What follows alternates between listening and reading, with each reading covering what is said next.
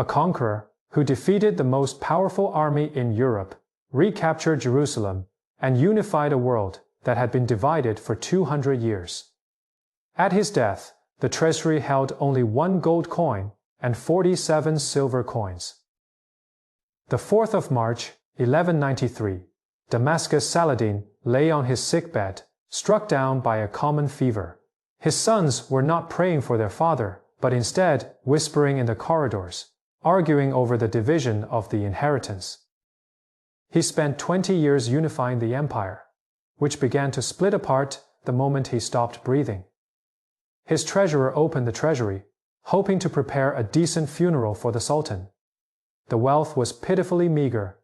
Saladin had given everything away. He was so generous that he bankrupted himself. This was not a failure, it was a choice.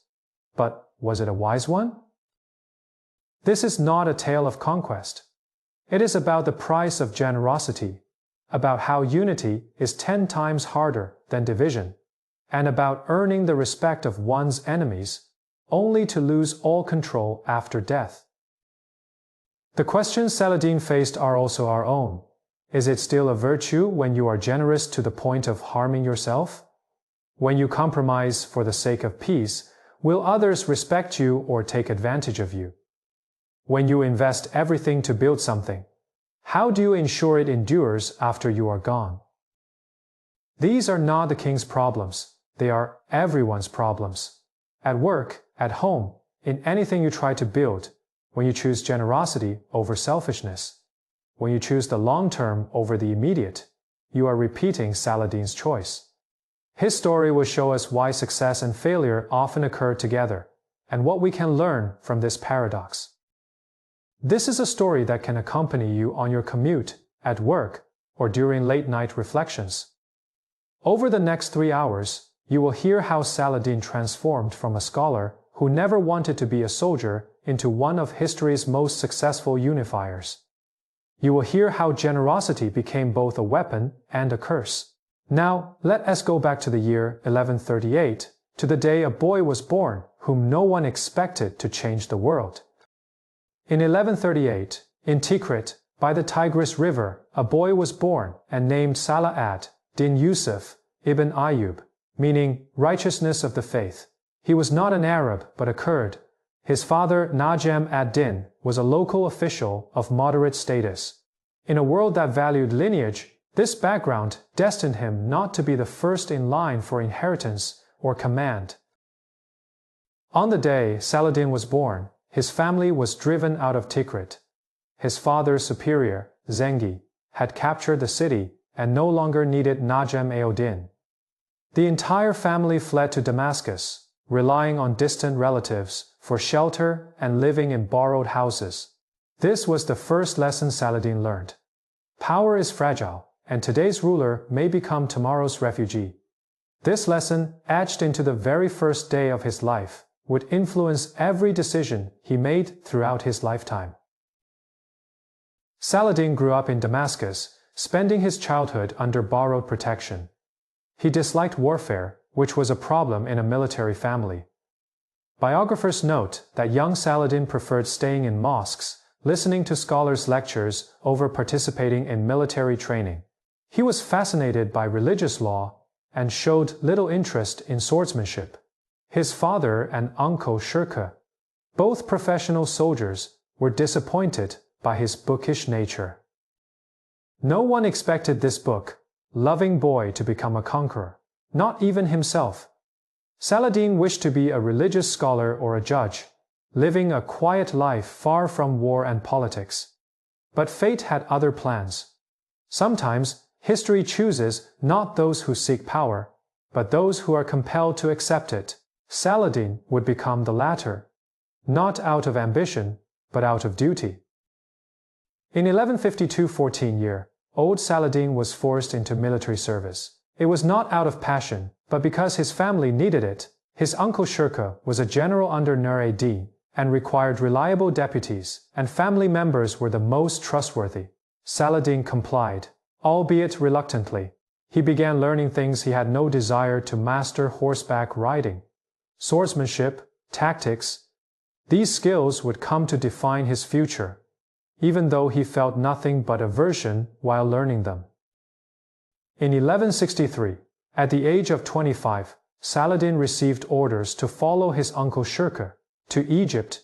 The Fatimid dynasty was collapsing, with constant palace coups.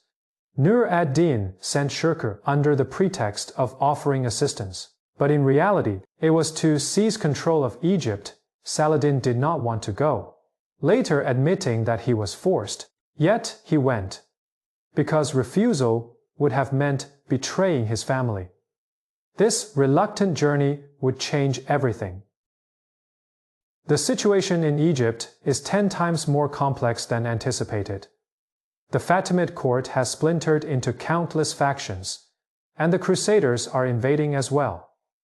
Shirkuh and Saladin are embroiled in a three-way war, supporting one Fatimid faction against another, while also fighting the Crusaders, all while striving to secure control for Nur ad-Din. This demands not only military skill, but also political acumen, and the ability to survive amidst betrayal. Saladin is beginning to learn the most crucial skill of all: survival. In 1164, Saladin faced his first true test at Bilbais. Shirkuh's army was surrounded, and the situation seemed hopeless. Yet Saladin displayed the qualities for which he would later become famous: calmness. Under pressure, he was not the bravest warrior, but he was the one who could think clearly amidst chaos. He helped organize an orderly retreat, preserving most of the army. It was not a glorious victory, but it was a smart survival. For the next 6 years, Saladin traveled back and forth between Egypt and Syria. Each journey was a lesson in politics. He witnessed allies betraying, enemies suing for peace, and promises being broken. He saw how money could buy loyalty, how fear ensured obedience, and how generosity won hearts. He learned the iron rule: there are no permanent friends or enemies, only permanent interests. This pragmatism would define his career. In January 1169, Shirkuh entered Egypt for the third time, successfully defeating all opponents. The Fatimid Caliph appointed Shirkuh as vizier, the de facto ruler of the empire. However, Shirkuh enjoyed only 2 months of power. On the 23rd of March, he died suddenly, possibly from a heart attack. The 31-year-old Saladin unexpectedly became the vizier of Egypt. No one was prepared for this, including himself. Everyone believed he would not last a month. Saladin's first threat came from within. The Fatimid nobles plotted a coup, attempting to remove this outsider. Saladin's response was swift, arresting the conspirators, disbanding unreliable troops, and placing his own men in key positions. Crucially, however, he did not seek large-scale revenge. He executed the leaders, but pardoned the followers. This balanced approach earned not fear, but respect.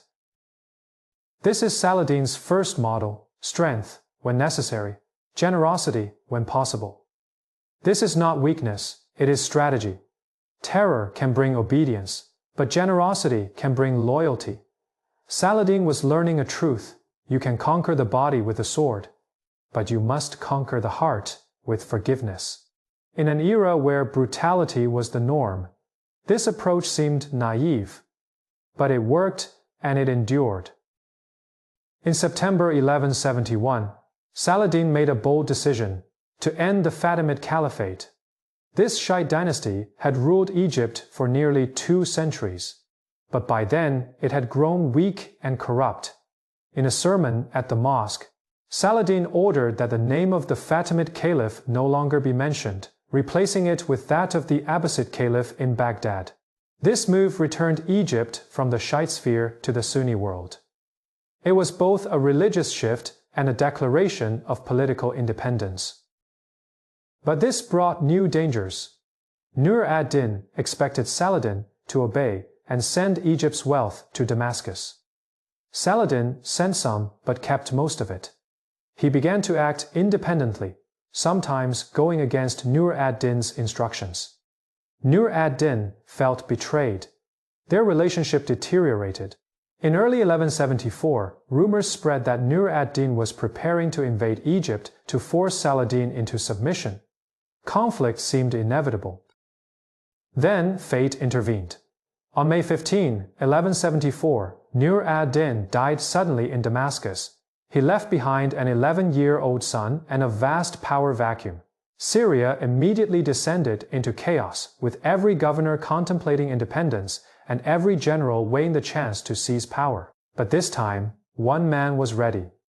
Saladin, 36 years old, possessing the wealth of Egypt, a decade of experience, and a clear vision. The era of learning had ended. The era of unification had begun. From scholar to ruler of Egypt, Saladin took 16 years. Each step was not of his choosing. Every promotion came by surprise. He never sought power, never dreamed of conquest. But when power fell into his hands, he did not shy away. He learned how to wield it, not through brutality, but through patience, generosity, and a keen sense of timing. He learned to see opportunity in chaos. This gives us our first lesson. Sometimes, the most important opportunities in life disguise themselves as the tasks you least desire. Saladin did not want to go to Egypt, but Egypt changed his fate. The opportunity you are rejecting, now, the responsibility you are avoiding, the challenge you are unwilling to accept. Perhaps that is exactly the turning point you need. Not because it is easy, but because it will force you to grow and teach you unexpected skills. It is May 1174 and Saladin controls Egypt. Yet the Middle East remains fragmented. Damascus, Aleppo, Mosul, each city with its own ruler, all in conflict. Jerusalem is in the hands of the Crusaders. Unity is necessary, but no one knows how to achieve it. Saladin would say he does not want this task either.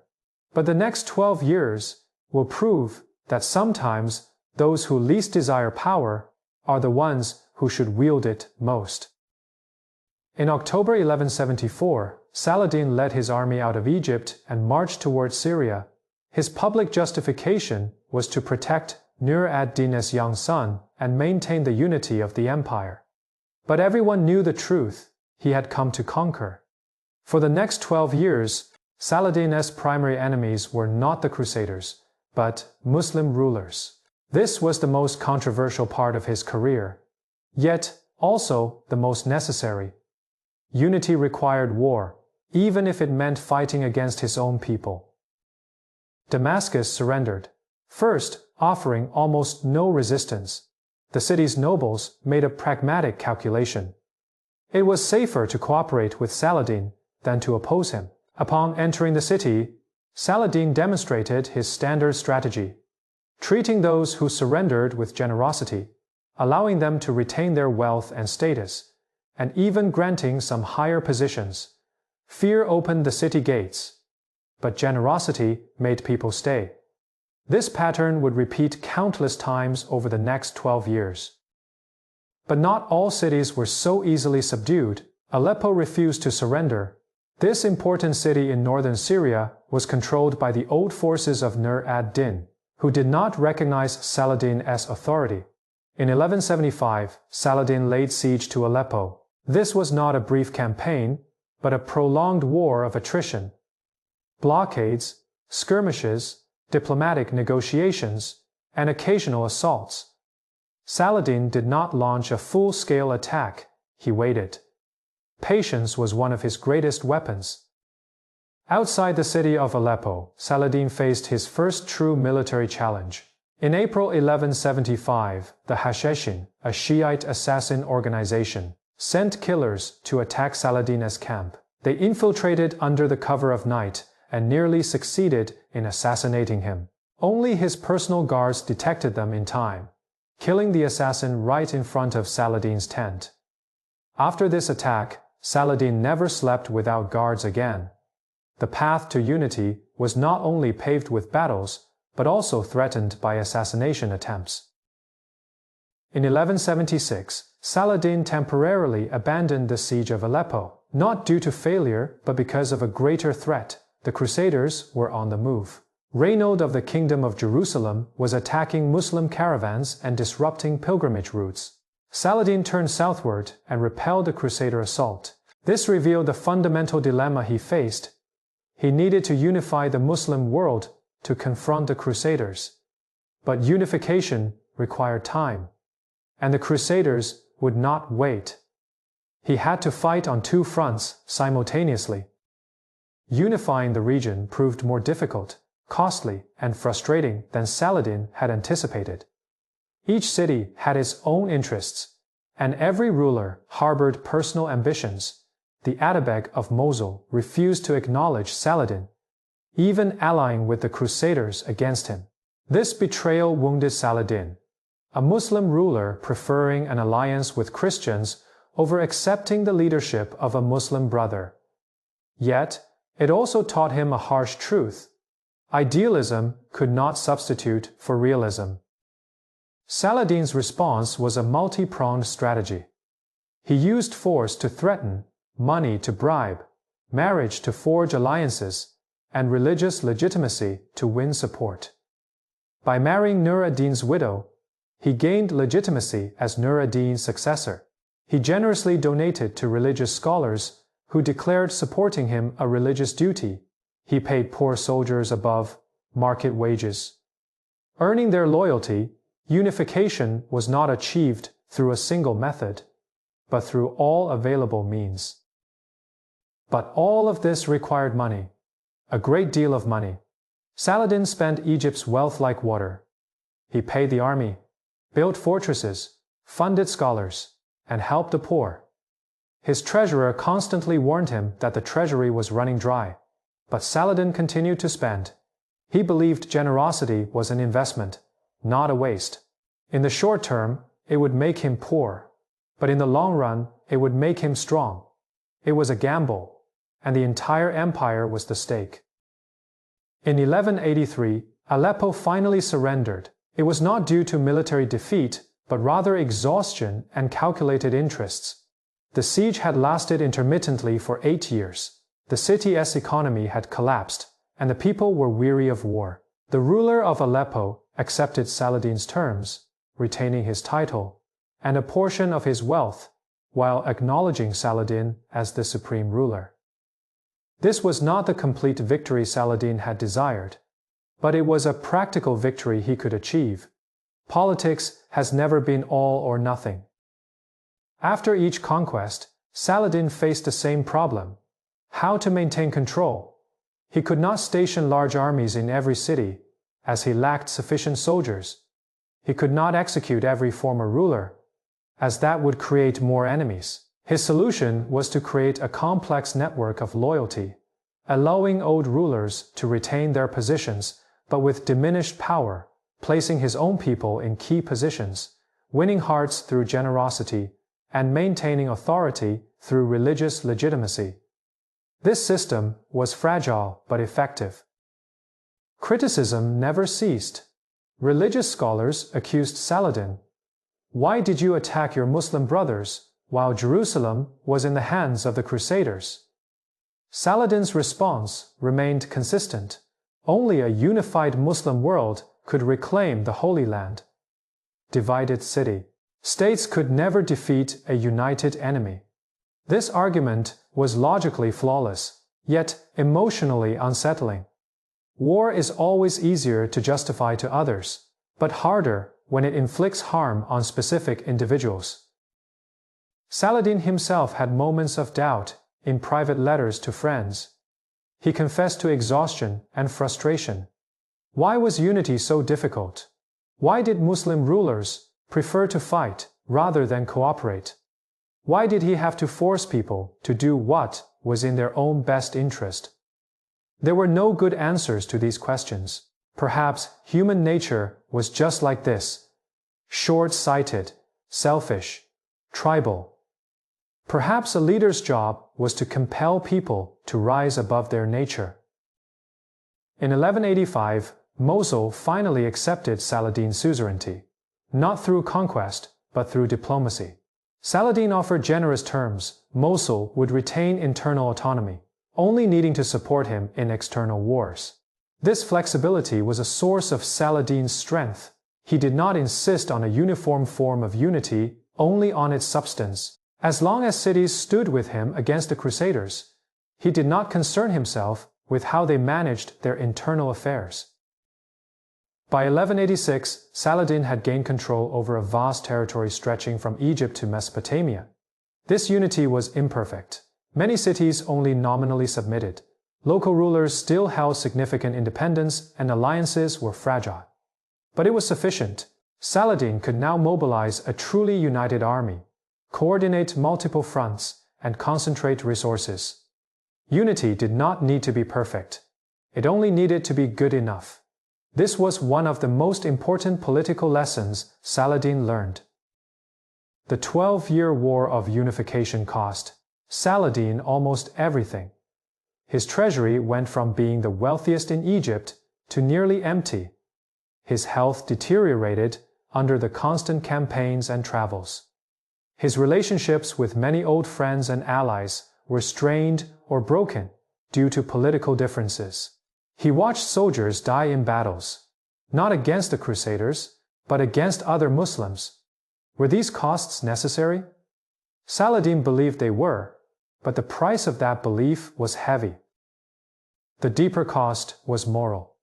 Saladin was known for his honor and integrity, yet unification required him to engage in less honorable acts, betraying allies when better opportunities arose, breaking promises as circumstances changed, and resorting to deception when direct methods failed. Each time it pained him, yet he did it nonetheless. Idealists faced with reality have two choices: abandon their ideals or learn to compromise. Saladin chose the latter, which brought him success, but also left him wounded. Saladin also paid a personal price. He had little time for his family, and his children grew up amidst his constant campaigns. He had no true friends, only allies and subordinates. He could trust no one, for betrayal could happen at any moment. Power brought loneliness, and the burden of unity isolated him from everyone. He stood at the pinnacle of his empire, but he stood alone. This is a cost leaders often overlook until it is too late. You can win the world, but lose connection. But Saladin also gained something, not wealth or comfort, but capability. Now he could do what was previously impossible. He could mobilize an army of 100,000 coordinate attacks from multiple directions and blockade the Crusaders' supply lines. Unification gave him the tools he needed to fight the Crusaders. The question was, could these tools accomplish the task? Would 12 years of preparation lead to a year of victory? In 1186, Saladin was about to find out. In the summer of 1186, Saladin convened a meeting of all his vassal rulers. He declared that the phase of unification had ended and the phase of holy war had begun. From now on, all resources would be directed toward confronting the Crusaders and reclaiming Jerusalem. The reaction in the room was mixed.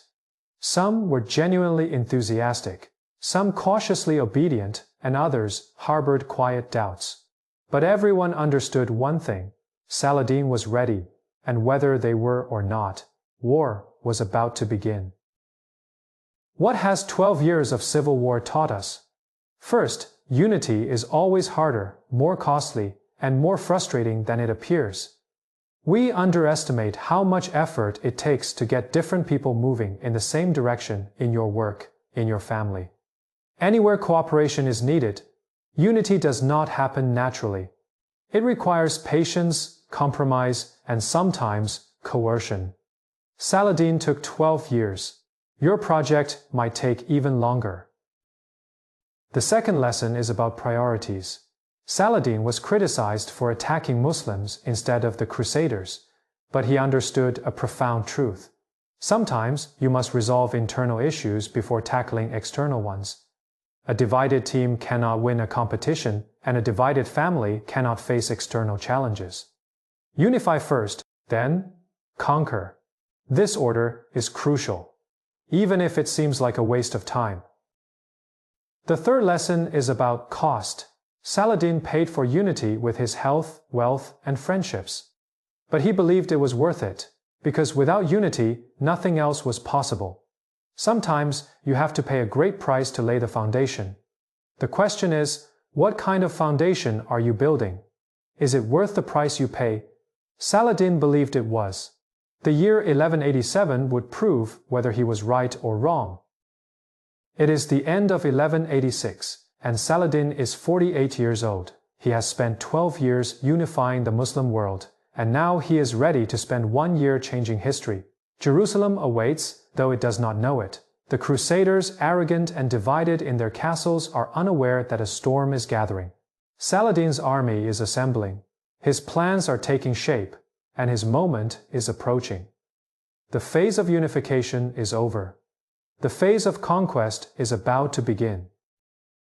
In January 1187, what Saladin needed was not an army. He already had one. What he required was a pretext, a legitimate reason that would rally all Muslim rulers to support his campaign against the Crusaders. He could not simply launch a war, as that would make him appear the aggressor. He needed the Crusaders to violate the peace first, so that he could be seen as responding to aggression. In medieval politics, legitimacy was as crucial as strength. Saladin was patient. He knew that the internal divisions and arrogance within the Crusader kingdoms would eventually provide him with that excuse. He only had to wait, and it would not be long. The excuse came sooner than expected. Reynold of Cefetilin, a Crusader lord notorious for his brutality and violations of peace agreements, attacked a Muslim caravan traveling from Egypt to Damascus in early 1187. This was not a military target, but unarmed merchants and pilgrims. Reynold looted the caravan, killed its guards, and imprisoned the survivors, including some of Saladin's relatives. This breach of the truce was exactly what Saladin needed. He immediately sent envoys to Jerusalem, demanding compensation and the release of the prisoners. He knew what the answer would be, but he needed to follow diplomatic protocol. King Guy of Jerusalem was weak and indecisive, desiring compensation and seeking to avoid war. Yet, he could not control Reynold. Reynold refused to release prisoners or return property, openly mocking Saladin's demands. Guy's weakness and Reynold's arrogance gave Saladin the perfect justification. He declared that Reynold had violated the truce, and Saladin was obligated to protect Muslim travelers. In the spring of 1187, Saladin ordered mobilization, not for conquest, but for justice. This framing was crucial, compelling all Muslim rulers, even those skeptical of Saladin's ambitions, to support the war.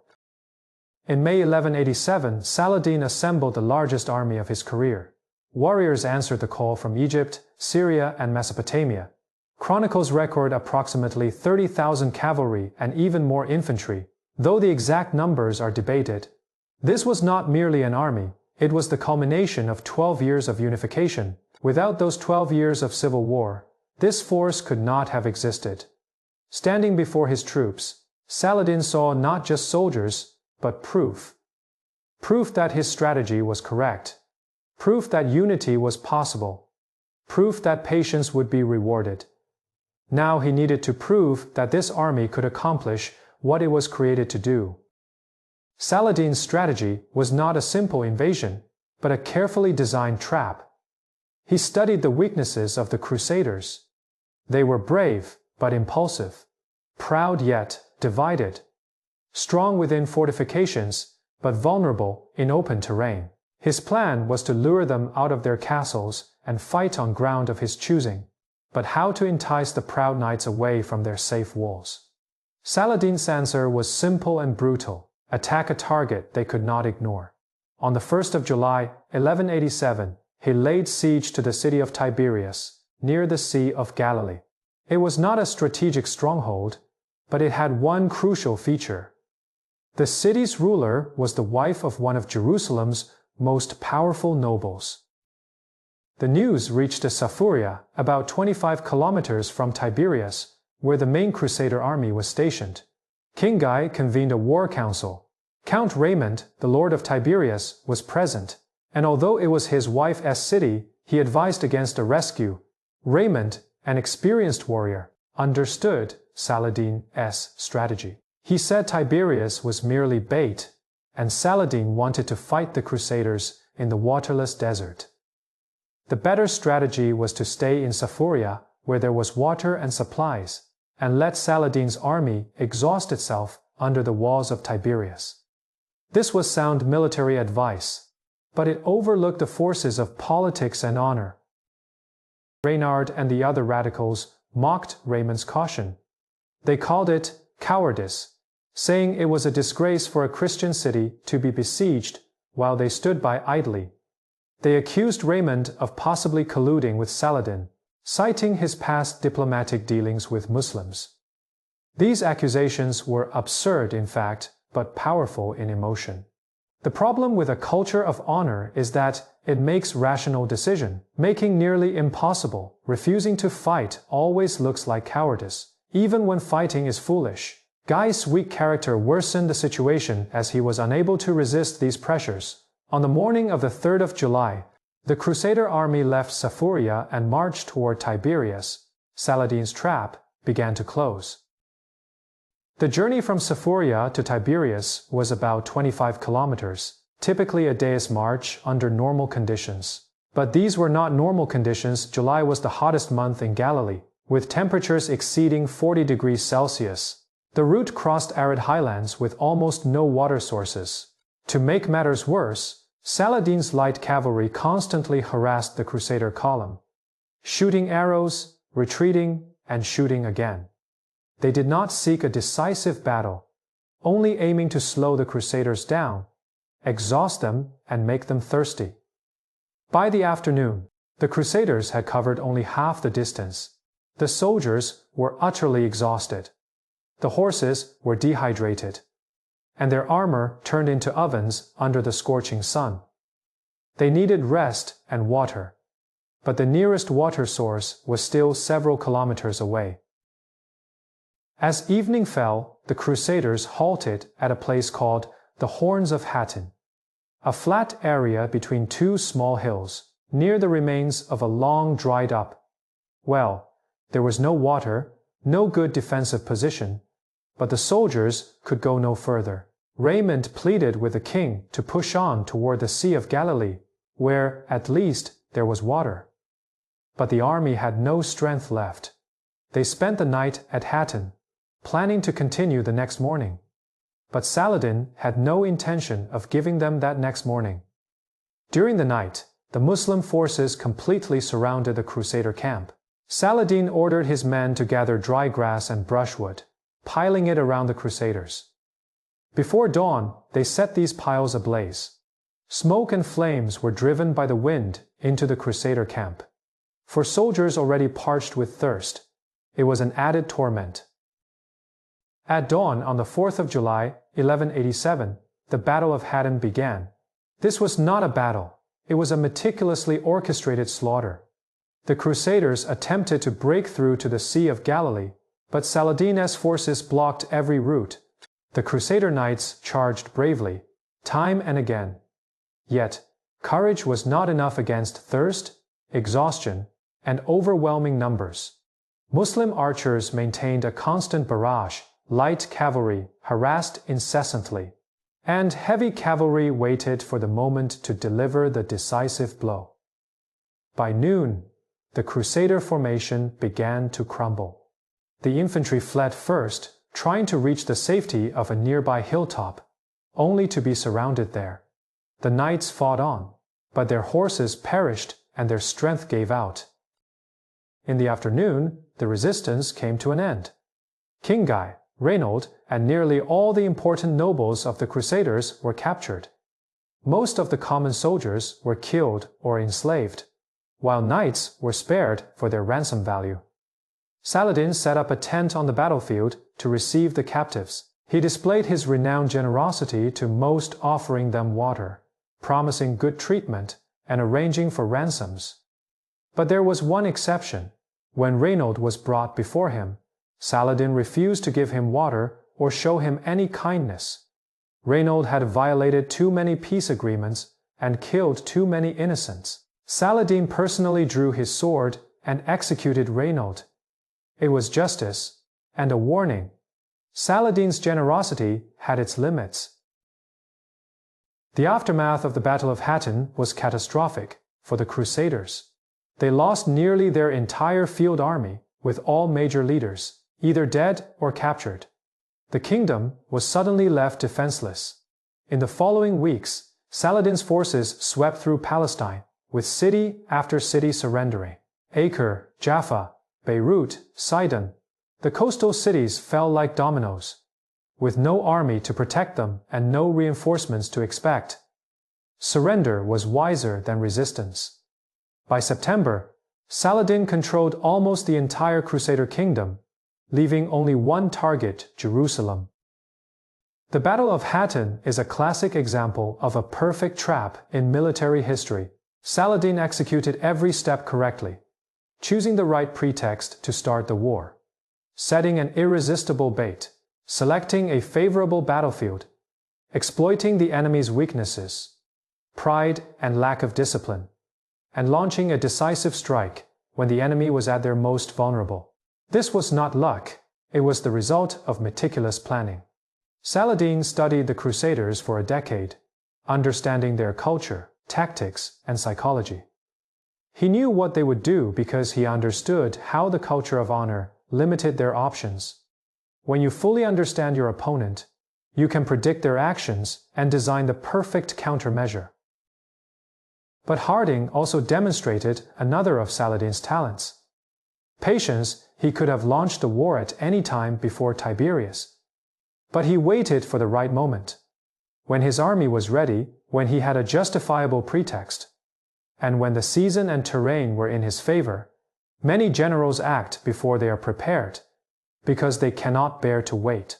Saladin could wait because he understood that timing is just as important as preparation. In your own life, how many times have you acted too soon out of impatience? How many times would the right strategy have been to wait a little longer until all conditions aligned? Saladin's patience was not passive, but strategic. He actively created conditions while waiting for the perfect moment.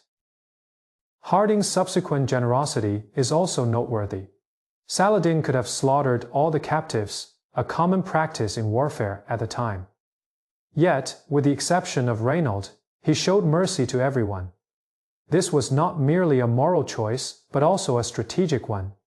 His benevolence spread throughout Christendom, adding a halo of honor to his image. It also made future enemies more willing to surrender, knowing that Saladin would treat prisoners well.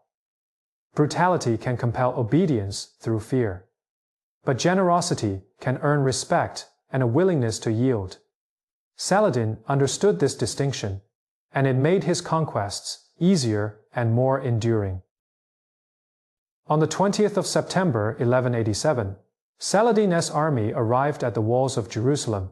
This was the moment he had fought for his entire life. The holy city, occupied by the Crusaders for 88 years, was now under his siege. Yet, even on the brink of victory, Saladin demonstrated caution. He offered terms of peace. The city would surrender, and Christians could leave safely upon paying a ransom. The defenders of Jerusalem refused, threatening to destroy all Islamic holy sites on the Temple Mount. If Saladin attacked, the threat was grave. But Saladin's forces held the upper hand. The siege began, and it would be brief. On the 29th of September, Jerusalem surrendered. When Saladin entered the city, his actions stood in stark contrast to those of the Crusaders who had captured it 88 years earlier. In 1099, when the Crusaders seized Jerusalem, they slaughtered almost all Muslim and Jewish residents, leaving rivers of blood in their wake. In 1187, upon Saladin's recapture of the city, there was no massacre and no large-scale violence. Christians were permitted to leave, and although they were required to pay a ransom, the poor who could not afford it were redeemed with Saladin's own money. His brother and generals protested this generosity, but Saladin insisted. He stated that this mercy was demanded by Islamic teachings and served to show the world the difference between Muslims and the Crusaders. Saladin's generosity was celebrated both in his time and now, but it was also controversial. Some of his generals believed he was too merciful, thinking such softness would be seen as weakness. They argued that Saladin should treat Christians as the Crusaders treated Muslims, but Saladin rejected this eye for an eye logic. He said, Muslims should be better than their enemies, not out of weakness, but out of strength. Only the strong can afford mercy, and only the confident do not need brutality to prove themselves. This perspective still resonates today. How you treat a defeated enemy defines who you are, not your victories. In October 1187, the 50-year-old Saladin stood atop the Temple Mount in Jerusalem, at the pinnacle of his career. He had unified the Muslim world, defeated the Crusaders, and reclaimed the holy city. He had achieved what others before him had attempted and failed. Yet, even in victory, Saladin was already contemplating the next challenge. Europe would not accept the loss of Jerusalem, and a new crusade was certain to come. He needed to consolidate his conquests and prepare for the next round of battle. Victory was never an end, only the beginning of a new phase. This is a lesson leaders often forget. When you reach one goal, new challenges are already taking shape. Saladin understood this at the moment of his greatest triumph, and this clarity would shape the remainder of his life. The news of Jerusalem's fall reached Europe in the autumn of 1187, shaking the Christian world like an earthquake. Pope Urban III was said to have died of a heart attack from the shock. His successor, Gregory VIII, immediately issued a decree calling for a new crusade. This was not optional but an urgent rescue mission. Richard of England, Philip of France, and Frederick of the Holy Roman Empire all pledged to participate. Saladin's victory was too perfect. So perfect that it awakened an enemy he had hoped would remain divided. Sometimes, too much success brings its own problems. Saladin received intelligence about the mobilization in Europe. He had anticipated a response, but the scale was alarming. This was not a minor expedition led by lesser nobles, but a massive army personally commanded by the most powerful rulers of Europe. Even more concerning was Richard's reputation, known for his military genius. Saladin began preparations but faced fundamental issues. The Battle of Hattin had drained resources. Occupying cities required garrisons, and his treasury was nearly empty due to his generosity toward the Christians in Jerusalem. His generosity had earned him moral prestige, but now he needed to pay for war, and the funds were gone. In the summer of 1189, the Third Crusade began to arrive. The first to lay siege to Acre was a force led by the former King Guy, who had been released by Saladin after being captured at Hattin. Saladin made a mistake. He believed Guy would honor his oath not to fight against him. It was one of those rare moments when generosity overrode caution. Guy immediately broke his vow and besieged Acre. Saladin rushed to its relief, only to find himself caught in a strange double siege. The Crusaders surrounding the city and Saladin surrounding the besiegers. This stalemate would last for 2 years, draining the resources of both sides. Outside the city of Acre, Saladin faced the most difficult challenge of his career. He could neither break through into the city nor abandon it to surrender. Every large-scale assault was repelled. Both sides were locked in a war of attrition, which was unfavorable to Saladin. The Crusaders received supplies by sea, while Saladin relied on more distant and costly land transport. To make matters worse, cracks began to appear in his alliance. Some rulers questioned the cost of the war and considered returning home. Saladin maintained the alliance through generosity, but this further worsened his financial situation. In June 1191, Richard I arrived at Acre. The King of England brought not only troops, but also new energy and tactical innovations.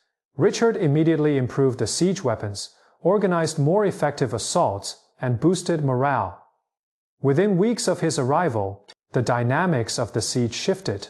It was no longer a weary stalemate, but an intensifying, organized pressure. Saladin's several attempts to relieve the city were repelled by Richard. On the 12th of July, after nearly 2 years under siege, Acre surrendered. This was Saladin's first major defeat since Hattin, a moment as symbolically significant as it was practically important. The terms of Acre's surrender highlighted the contrast between the two leaders. Saladin agreed to pay a large ransom in exchange for the lives of the defenders and to return the true cross. But when Saladin delayed the first payment, likely because he needed time to raise the funds, Richard made a decision that shocked the Middle East. On the 20th of August, 1191, he ordered the execution of approximately 2,700 Muslim prisoners, right in front of Saladin's army. This massacre stood in stark contrast to Saladin's generosity in Jerusalem. It sent a clear message: Richard would not be swayed by magnanimity. This was a different kind of war. Saladin's reaction to the massacre was complex. He was filled with anger and grief, yet he refused to retaliate in kind against the Crusader prisoners in his custody. Some of his generals demanded the execution of Christian captives in response, but Saladin declined. He argued that Muslim moral standards should not be lowered to match those of their enemies. However, this stance came at a cost. Some of his warriors questioned his leadership, viewing his mercy toward Richard as a sign of weakness. Saladin held firm to his principles, yet he could sense the growing internal tension. How could he uphold honor while fighting an enemy who seemed indifferent to it? This was the dilemma he now had to resolve. After the fall of Acre, Richard advanced southward along the coast. Saladin's strategy was to avoid large-scale field battles. He had learned from Hattin the dangers of engaging Crusader heavy cavalry in open terrain, and instead adopted harassment tactics, attacking supply lines and waiting for the enemy to make mistakes. This was a wise strategy, but psychologically frustrating. Saladin was accustomed to taking the offensive, yet now he was forced into a defensive stance. His army, used to victory, was now retreating and avoiding confrontation. This shift affected morale, and Saladin had to constantly motivate his commanders to avoid seeking a decisive battle they might lose. On the 7th of September, 1191, the Battle of Arsuf took place. Saladin's light cavalry relentlessly harassed the enemy, shooting arrows, retreating, and attacking again. Richard maintained iron discipline, preventing his knights from charging too early. When Richard finally unleashed his heavy cavalry, the impact was devastating. Saladin's army was forced to retreat. This was not a disaster, but a clear tactical failure. More importantly, it confirmed Saladin's judgment. In open combat, Richard was the superior tactical commander. After Arsuf, Saladin altered his entire strategy. He ordered the dismantling of all fortresses between Jaffa and Ascalon, implementing a scorched earth policy. If he could not defeat Richard on the battlefield, he would make the land itself the enemy, offering no fortresses for refuge, no supplies to requisition, and no easy routes for advance. This was strategically sound, but psychologically painful. Saladin was destroying fortresses he had conquered just years earlier, damaging Muslim property. Some protested, but Saladin insisted. Sometimes it is necessary to destroy what is your own to prevent the enemy from using it. In late 1191 and early 1192, the war reached a stalemate. Richard twice advanced to within sight of Jerusalem, yet both times withdrew without launching an attack. Saladin's scorched earth policy proved effective. During the winter rainy season, the lack of fortifications along the route made resupply difficult, rendering a sustained siege nearly impossible. However, Richard was unwilling to give up. Both sides were locked in a conflict they could not easily win, but were also reluctant to admit defeat during this period. The two generals began indirect communication through messengers, at times even expressing mutual respect. A peculiar chivalric relationship developed between the enemies. This mutual respect gave rise to peculiar moments. When Richard fell ill, Saladin sent fruits and ice to aid his recovery. When Richard's horse was killed, legend has it that Saladin sent 2 horses, believing a knight like Richard should not fight on foot. Some of these stories may be exaggerated, but they reflect a truth: 2 warriors who respected each other's skill and sense of honor. Yet, this also created problems. Some of Saladin's hardline generals viewed such courtesy as weakness, advocating for more ruthless tactics. This introduced further tension within the alliance. In the spring of 1192, both sides began to seriously consider peace. Richard received urgent news. His brother John was plotting to seize the throne, and Philip of France was attacking his territories. He needed to return home, but he also needed to show Europe that the 3-year crusade was not a complete failure. Saladin also faced pressure. His alliances were crumbling. The treasury was depleted, and his army was exhausted. More importantly, his health was beginning to decline. Both sides needed peace, but they needed to appear to accept it from a position of strength rather than weakness. The negotiations were difficult. Richard insisted that Christians must be free to make pilgrimages to Jerusalem. Saladin refused to hand over the holy city, but was willing to guarantee the safety of pilgrims. After months of back and forth, a compromise emerged. Jerusalem would remain under Muslim control, but Christians could make pilgrimages unarmed. The Crusaders retained the coastal cities. The truce was set for 3 years, 3 months, and 3 days. A precise and symbolically significant number favored in medieval diplomacy. This was not what either side truly wanted, but it was acceptable to both. On the 2nd of September, 1192, a peace treaty was signed. The 2 generals never met. Negotiations were conducted through messengers, but they expressed mutual respect through letters. Richard wrote that he respected Saladin as an opponent and a noble warrior. Saladin replied that, if he had to lose Jerusalem, he would rather lose it to a man of honor. These graceful words masked the frustrations on both sides. Richard had not recaptured Jerusalem, and Saladin had not fully expelled the Crusaders. This was a peace without true victors, only weary survivors agreeing to stop fighting. Richard left the Holy Land in October 1192. Saladin watched as the Crusader ships disappeared over the horizon. Had he won? In a sense, yes. Jerusalem remained in Muslim hands, but the cost was staggering. The treasury was empty, debts were immense, alliances were fractured, and his health was severely compromised. More importantly, his reputation for generosity, once his greatest strength, was now seen by some as a weakness. Generals who believed Saladin should have been more ruthless toward Richard murmured in discontent. Strategically, Saladin had won, but he had lost something difficult to quantify yet real: the unquestioning support from within. This imparts a complex lesson on generosity. Saladin's mercy was morally noble and perhaps strategically wise in the long term, earning him a historical reputation and making future enemies more willing to surrender.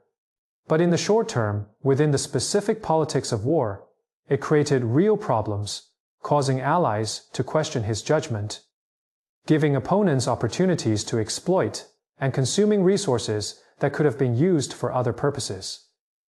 Generosity is not free. The question is not whether it is worth it, but whether you are prepared to pay the full price. The war with Richard taught Saladin a lesson he might have preferred not to learn: that sometimes generosity is not enough. Richard was not an enemy who could be swayed by mercy or bound by honor. Against such a foe, what was needed was not just moral superiority, but resources, endurance, and occasional ruthlessness. Saladin did become more pragmatic. The scorched earth policy demonstrated this, but he never fully abandoned the principle of generosity. This refusal to become as ruthless as his enemy was both a strength and a weakness. It made him a respected figure in history, Yet, it may have also limited his options in war. In October 1192, Saladin returned to Damascus, finding his first real opportunity to rest. He had been fighting continuously for 5 years. Militarily, he had succeeded, preserving Jerusalem and maintaining his empire. Yet the cost was etched on his weary face, written in the empty treasury, and hidden within his increasingly frail body. At 54, Saladin felt as though he were 70. Unbeknownst to him, he had only a few months left to live. His generosity had won him eternal fame, but it had also hastened the depletion of his limited time and resources. History would remember the glory, but not the price. The sleepless nights of worry, the difficult choices. In October 1192, Saladin returned to Damascus, away from the battlefield for the first time in 5 years. The city celebrated him with cheers in the streets, praises from scholars, and banquets hosted by nobles. Yet Saladin found no joy in the festivities. Instead of elation, he felt a profound exhaustion, a weariness that seeped into his very bones. Years of campaigns, stress, illness, and the weight of decision-making had finally overwhelmed him. His physicians noted that he appeared far older than his years, his skin an unhealthy gray, his eyes devoid of their former spark. At 54, Saladin's body was as frail as that of a man in his 70s. The war had been won, but at the cost of his health, a price that would soon come due in full. The Chancellor of the Exchequer brought a disheartening report. The treasury was not only empty, but also burdened with massive debt. The 5-year war had consumed unimaginable sums of money. To make matters worse, Saladin continued to be generous during the war, providing relief to the poor, funding scholars, building mosques, and assisting struggling families. The Chancellor pleaded with him to halt the expenditures, at least temporarily. Saladin refused. He said, the needs of the poor would not cease with the end of the war, and his responsibilities would not change due to financial difficulties. This steadfastness was noble, but it was also unsustainable. A ruler cannot govern forever with money that does not exist. In early November, Saladin's health deteriorated sharply. He began to suffer from persistent fever, severe fatigue, and occasional disorientation. Doctors diagnosed a combination of illnesses, recurrent malaria, chronic infections, and physical exhaustion from overwork. They advised complete rest and staying away from government affairs. Saladin agreed to reduce his workload, but could not stop entirely. There was too much that required his attention: managing the empire, disputes among allies, border conflicts, and endless petitions. A ruler can never truly rest, even as his body breaks down. Saladin continued to receive visitors daily and make decisions, though these activities left him even weaker. He knew he was taking a risk, but felt he had no choice. The empire needed him. In December 1192, despite his worsening illness, Saladin made a decision that stunned all his advisors: to provide a special winter relief for the poor of Damascus. This was not a small act of charity, but a massive distribution of wealth, food, clothing, fuel, and money. Given to thousands, the finance minister protested in near despair. The treasury was empty. The government was operating on borrowed funds, and such generosity seemed madness. Saladin listened calmly, and then said that he had spent his entire life building a reputation through generosity and winning hearts with kindness. Now, as his life might be nearing its end, he would not stop doing what was right out of fear of poverty.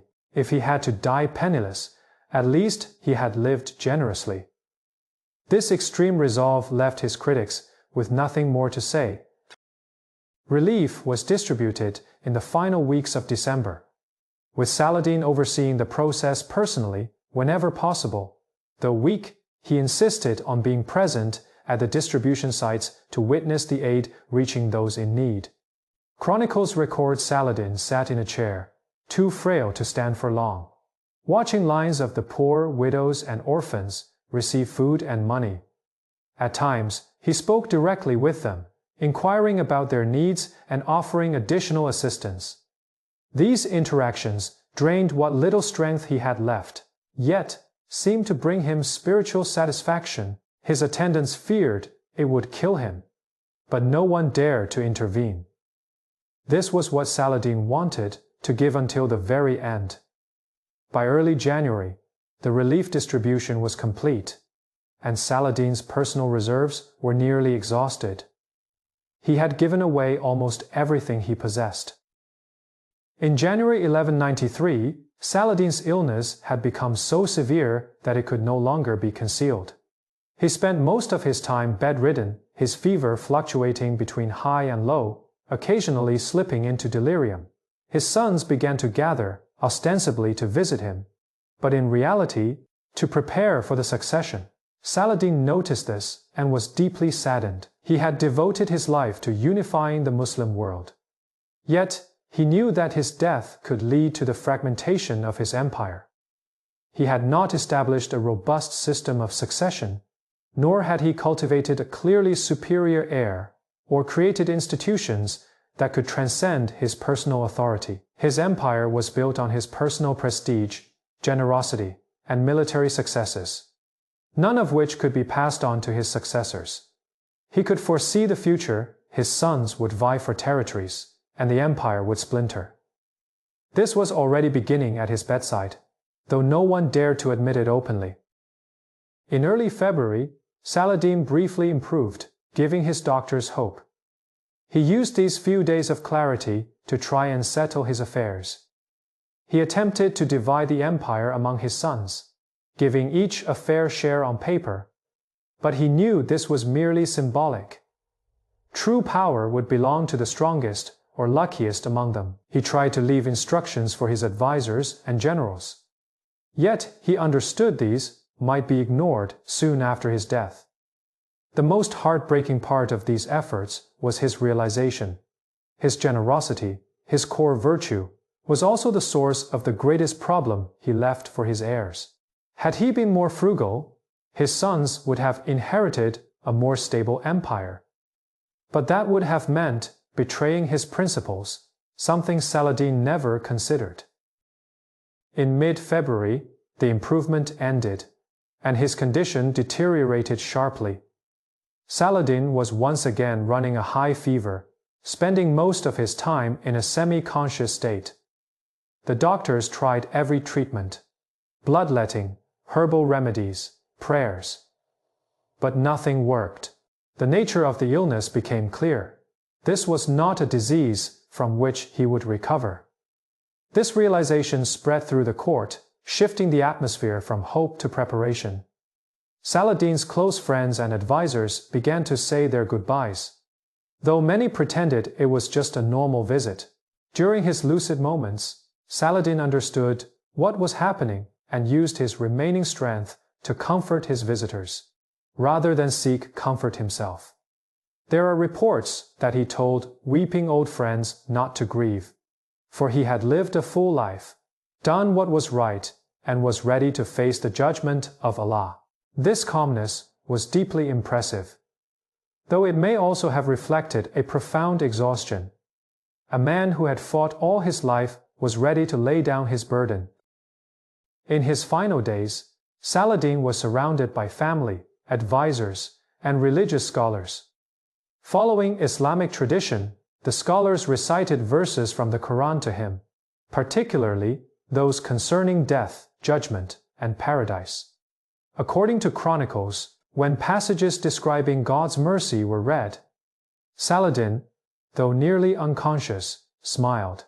This story captures the essence of Saladin's life, his profound belief in mercy, not merely as a political strategy, but as a spiritual principle. He had spent his life striving to embody this mercy, and now he entrusted himself to the mercy of God. Those gathered around his bedside may have pondered the meaning of Saladin's life, but Saladin himself, in moments of lucidity, likely reflected on simpler questions: whether he had done what he should have and whether he had lived with honor. On the morning of the 4th of March, 1193, Saladin passed away in Damascus. The cause of death was recorded as fever, possibly typhoid. But the true reasons were more complex: years of exhaustion, recurring illnesses, endless stress, and boundless generosity. He died at the age of 55, an untimely death considering the comfortable life he could have led. The news spread throughout Damascus and then across the entire Muslim world. The response was one of sincere and profound sorrow. In the streets, people wept openly, not only nobles and soldiers, but also ordinary citizens, the poor, and those who had benefited from his generosity. Chronicles noted that never before had the death of a ruler evoked such widespread and genuine grief. People had lost not just a ruler, but a protector, a defender, and a benefactor. After Saladin's death, the treasurer inventoried his personal assets to prepare for the funeral. The inventory revealed a shocking yet entirely characteristic truth. He possessed almost nothing. The treasury held 1 gold coin and 47 silver coins, insufficient to cover the proper funeral expenses for a sultan. Saladin had left behind no land, jewels, or hoarded wealth. Everything he owned had either been spent on war or given to the poor. The treasurer reported this in astonishment to his sons. They too were stunned, partly in admiration of their father's extreme generosity, partly dismayed by the financial predicament he left behind, and partly realizing they would have to borrow money to bury one of the most powerful rulers. Ultimately, Saladin's brother provided the necessary funds. This fact spread quickly. A man who had conquered an empire died too poor to pay for his own funeral.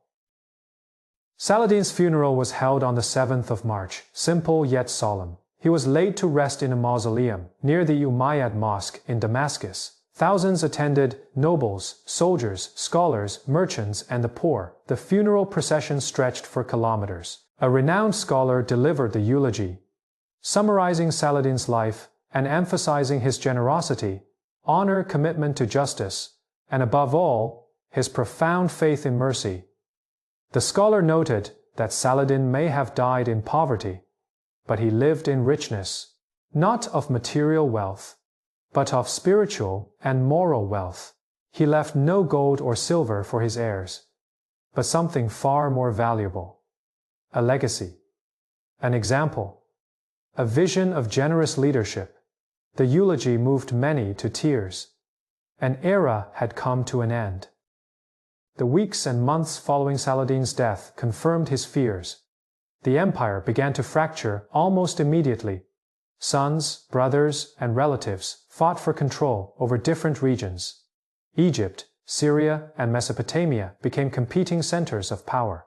The empire that Saladin had spent 12 years unifying splintered again in less than 2 years. This seemed to validate the critic's view that he should have focused less on generosity and more on building institutions. From this perspective, Saladin's generosity was a political failure. Yet this judgment may be overly simplistic. Yes, the empire fragmented, but his reputation among both Muslims and Christians grew stronger. He became a symbol of noble rule and a model of merciful leadership. This reputation held real power and value. Perhaps the most profound lesson Saladin leaves us is about how to define success. If success means building enduring structures, Saladin partially failed. If success means accumulating wealth, he failed completely. But if success means living in accordance with one's deepest values, if it means showing mercy when one could be ruthless, if it means earning the respect of one's enemies, if it means leaving behind an example that inspires future generations, then Saladin succeeded brilliantly. More than 800 years later, we still tell his story, not because he amassed wealth, but because he gave it away. Saladin's true legacy is a question. In a world that often rewards ruthlessness, are generosity and honor still possible? Saladin answered with his life. Yes, they may not make you rich, they may not make an empire last forever, but they will make your name remembered and your story told. Is that enough? That is a question each person who hears his story must answer for themselves. Before the ink on Saladin's will had dried, his carefully crafted succession plan began to unravel. According to his testament, his eldest son, Al-Afdal, inherited Damascus, the second son, Al-Aziz, received Egypt, and the third son, Az-Zahir, was granted Aleppo. This division appeared equitable, but it overlooked a fundamental reality of power. 3 separate kingdoms could never be as strong as a unified empire. Worse still, the brothers immediately began to distrust one another. Afdal felt that, as the eldest, he deserved the wealthiest prize, Egypt. Al-Aziz believed that controlling Egypt made him the de facto strongest heir, as Asser, in Aleppo. Felt isolated and vulnerable. The trust and unity Saladin had spent 2 decades building evaporated within weeks. Without his personal authority to hold it together, the empire was merely a collection of rulers with a shared ancestry but competing interests. Saladin's brother Adil, a seasoned politician and general, saw an opportunity. He had served loyally during Saladin's lifetime, but now his nephews were in power, and they lacked their father's authority and skill. Adil began to carefully sow discord among his nephews, hinting to each that the others were plotting against him. It didn't take much effort. The young rulers were already filled with suspicion. In the summer of 1193, the first open conflict erupted between Afdal and Aziz over control of a border city. Instead of seeking a peaceful resolution, they mobilized their armies. The unified Muslim world that Saladin had dreamed of was now preparing for civil war. The irony was bitter. Saladin had spent 12 years fighting Muslim rulers to achieve unity, while his sons restored the same divisions in just a few months.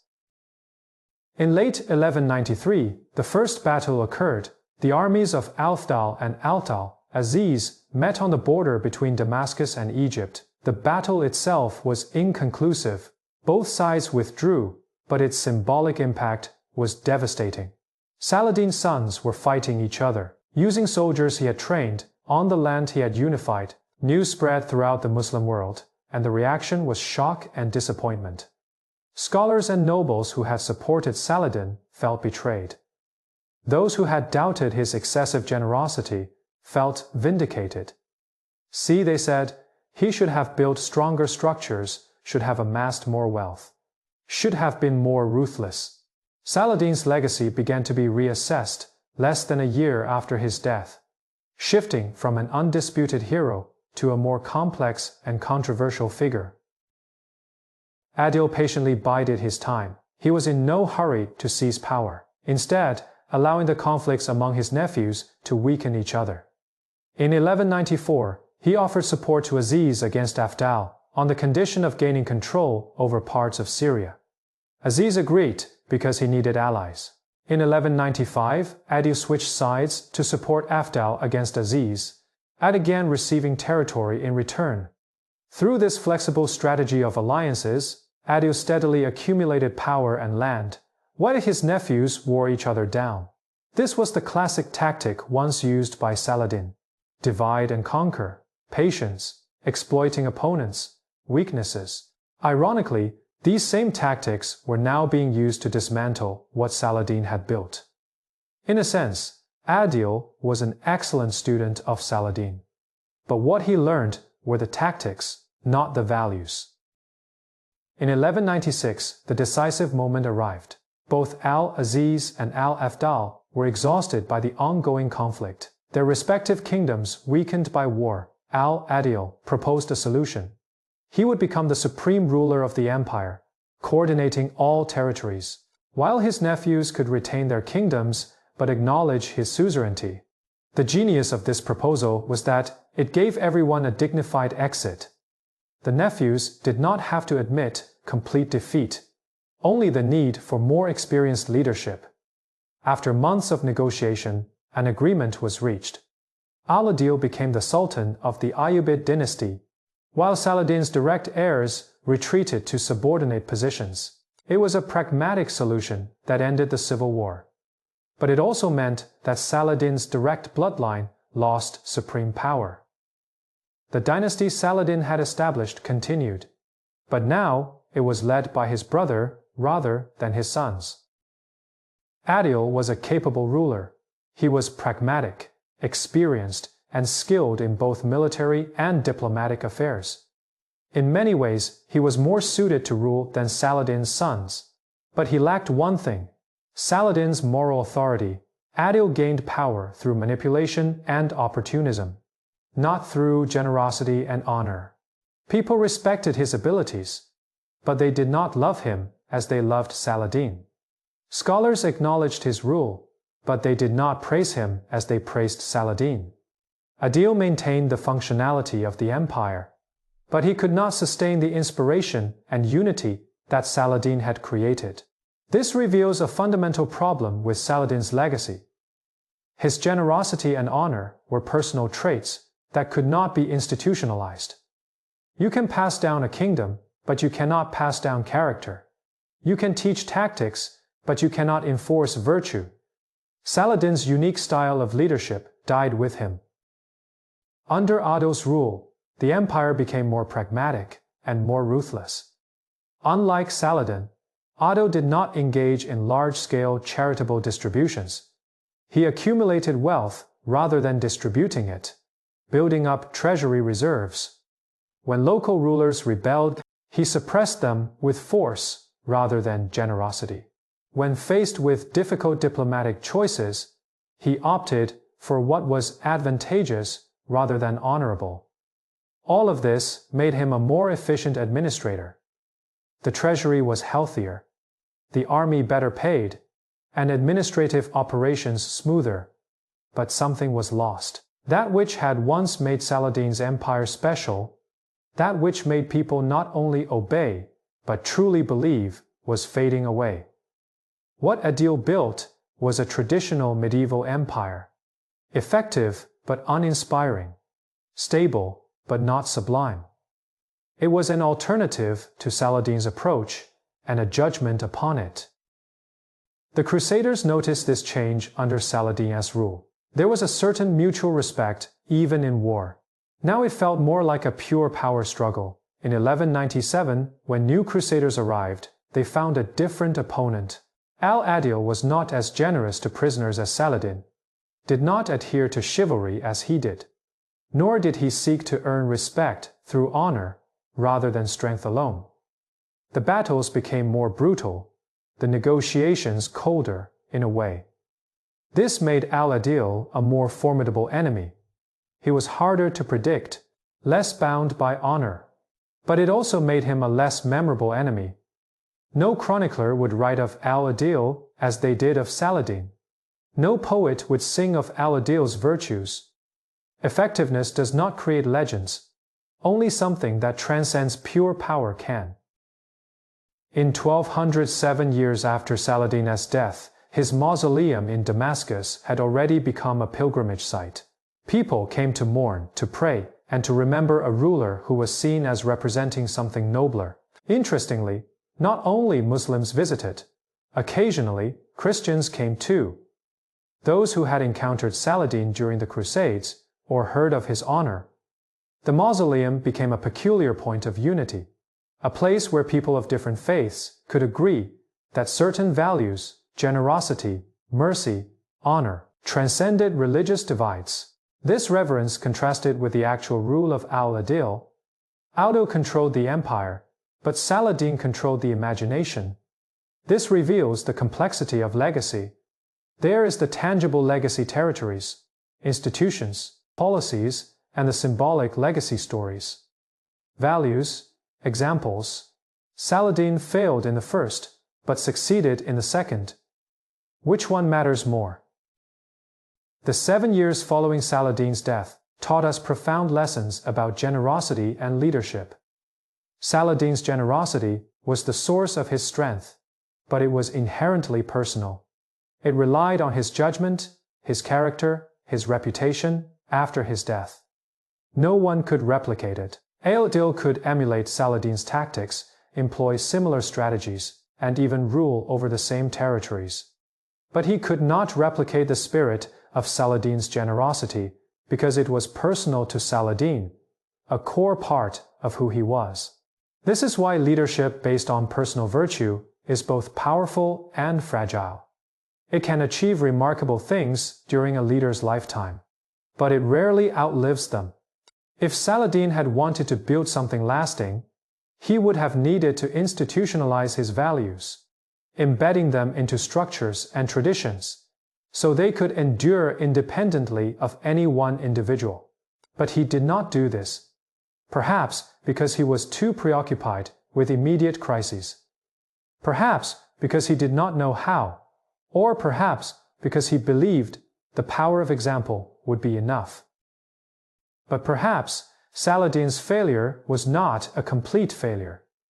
Yes, his empire fragmented. Yes, his sons could not maintain its unity. Yes, his generosity was not institutionalized. But his story was told. His example was remembered. His name became synonymous with a certain ideal. In the centuries after his death, when Muslim leaders wanted to inspire people, they invoked Saladin.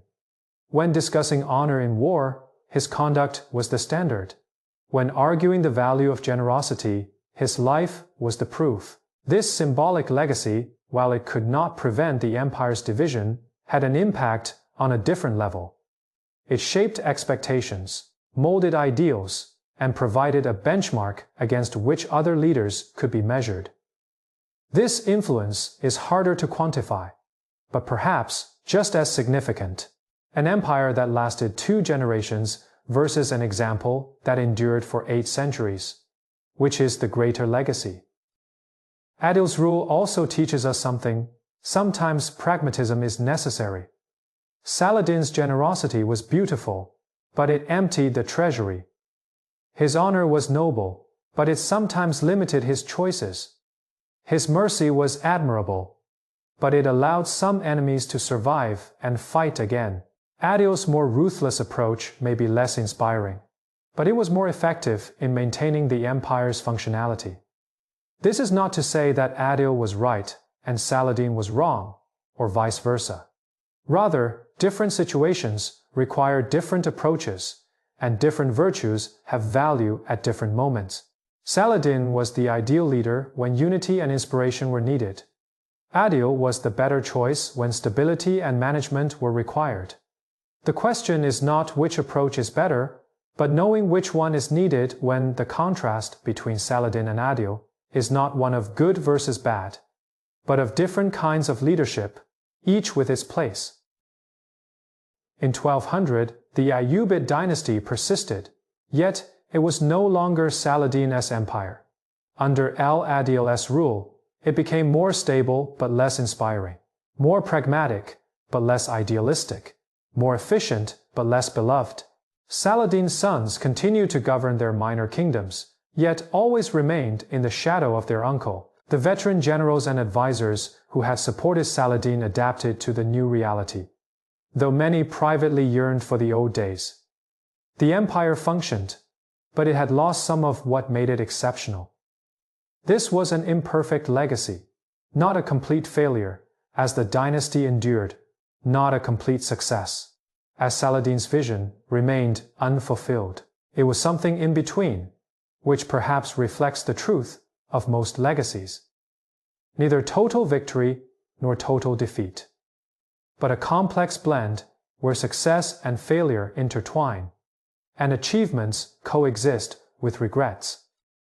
Perhaps the most important lesson Saladin's legacy teaches us is this: generosity cannot be forced, inherited, or institutionalized.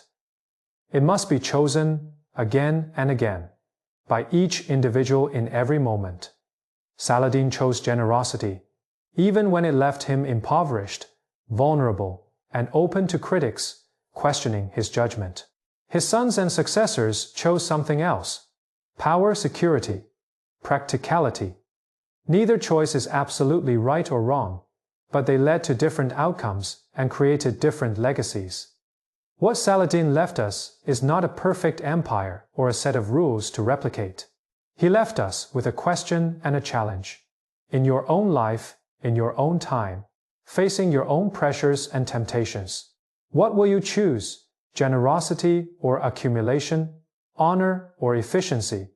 Idealism or pragmatism? Saladin made his choice, and history recorded the outcome. Now it is our turn to make ours. In 1193, when news of Saladin's death reached Europe, the reaction was unexpectedly complex rather than celebratory. Chronicles written by Christian authors were filled with praise. A French chronicler wrote, "Though he was an enemy of our faith, it cannot be denied that he was a noble and generous man." An English writer recorded, "Sultan Saladin has died. May God have mercy on him, for he was the noblest among the Muslims." These were sincere tributes in the Middle Ages, when religious hatred often overshadowed all else. Such respect across faith boundaries was exceedingly rare. Saladin achieved the nearly impossible, earning as much respect from his enemies as from his own people. This respect was not accidental, but the result of a series of choices made by Saladin. Each time he treated prisoners kindly, each time he honored agreements, and each time he chose mercy when he could have been brutal, he was building his reputation. The Crusader knights took notice. They compared Saladin's actions to those of their own leaders. Richard's execution of prisoners at Acre, Reynolds' brutal raids. The contrast was stark. Saladin did not appear as a savage infidel, but as someone who embodied the ideals of chivalry more than many Christians did. This created cognitive dissonance. How could they reconcile the Church's teachings that Muslims were barbarians with Saladin's evident honor? Many Crusaders chose to trust their own experiences over propaganda. Saladin's actions challenged the stereotypes about Muslims. The most notable tribute came from Richard I upon receiving the news. He is said to have halted his journey for a day in mourning. Later, Richard's troubadours gave Saladin a nearly unprecedented role in epic poetry. The noble adversary, a worthy enemy. In medieval Romantic literature, Saladin was sometimes portrayed as akin to a Christian knight, differing only in faith. This literary image distorts history, but reveals a truth. Saladin's honor transcended cultural and religious boundaries. Richard is said to have remarked, "If I must lose Jerusalem, I am glad to lose it to Saladin." Coming from the mouth of a proud warrior, this was the highest possible praise. Saladin's respect among his enemies reveals the unique power of moral authority. Military might compels obedience, economic power buys loyalty, and political influence manipulates outcomes. But moral authority can do what none of these can: change how your enemies perceive you. Saladin did not defeat all the Crusaders, nor did he expel them or destroy their kingdoms. Yet he achieved something even more difficult. He made them respect him, even admire him. This respect held practical value. It made negotiations easier, surrender more likely, and lasting peace more attainable. Saladin's moral authority was a strategic asset, not merely a personal virtue. Maintaining moral authority comes at a cost. When the prisoners of Acre were massacred, Saladin could have retaliated. Many expected him to do so, but he refused, as it would have violated his principles. This was morally right, but politically costly. Some of his supporters questioned his judgment. Moral authority demands that you adhere to your principles even when it costs you. Maintaining your standards even when your enemies do not hold themselves to the same. This consistency is necessary but difficult, sometimes feeling like a self-imposed handicap. Saladin bore these costs, believing that the long-term gains would outweigh the short-term losses. History proved him right. But at the time, it often felt like a gamble. Saladin's moral authority also exposed the flaws of other Muslim leaders. When he acted with mercy and honor, those more ruthless rulers appeared worse by comparison. Some resented him for this. His virtues made their shortcomings more glaring. This became clear after Saladin's death, when al-Adil adopted a more pragmatic approach. They could argue their methods were more effective, but they could not claim to be nobler. Saladin set a standard. This is another cost of high moral authority. It creates expectations that are difficult to sustain. Saladin's successors found it burdensome to live in his shadow. People remembered his generosity and questioned why their leaders were less giving. Moral authority creates a legacy that is hard to fill. Saladin's most significant achievement was demonstrating that certain values can transcend religious boundaries. Generosity, honor, mercy, justice. These are not virtues exclusive to any one religion, but are universally recognized human virtues. When Saladin embodied these qualities, Christians could recognize and respect them, even though they differed from him in faith. This was revolutionary in the Crusader era. When religious identity was thought to define moral worth, Saladin proved that a Muslim could exhibit virtues that Christians claimed to monopolize. This did not end the Crusades, but it planted seeds of doubt in some minds. Perhaps religion is not the sole determinant of morality. Perhaps virtue can be found in any faith. This interfaith respect gave rise to the theme of the noble Saracen in medieval literature. In the centuries following the Crusades, European literature began to incorporate Muslim characters portrayed as noble, generous, and honorable, largely modeled after Saladin.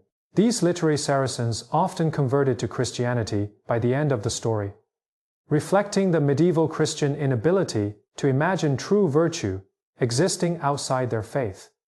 Yet, even with this limitation, these tales represented a significant shift. Muslims were no longer uniformly depicted as savage villains. Saladin's life and reputation made it harder for Europeans to sustain the simplistic narrative that Muslims were inherently evil. Reality proved more complex than propaganda. However, we should not overly romanticize this interfaith respect. It had strict limitations. Most crusaders still believed Saladin would go to hell because he was not a Christian, no matter how virtuous he was.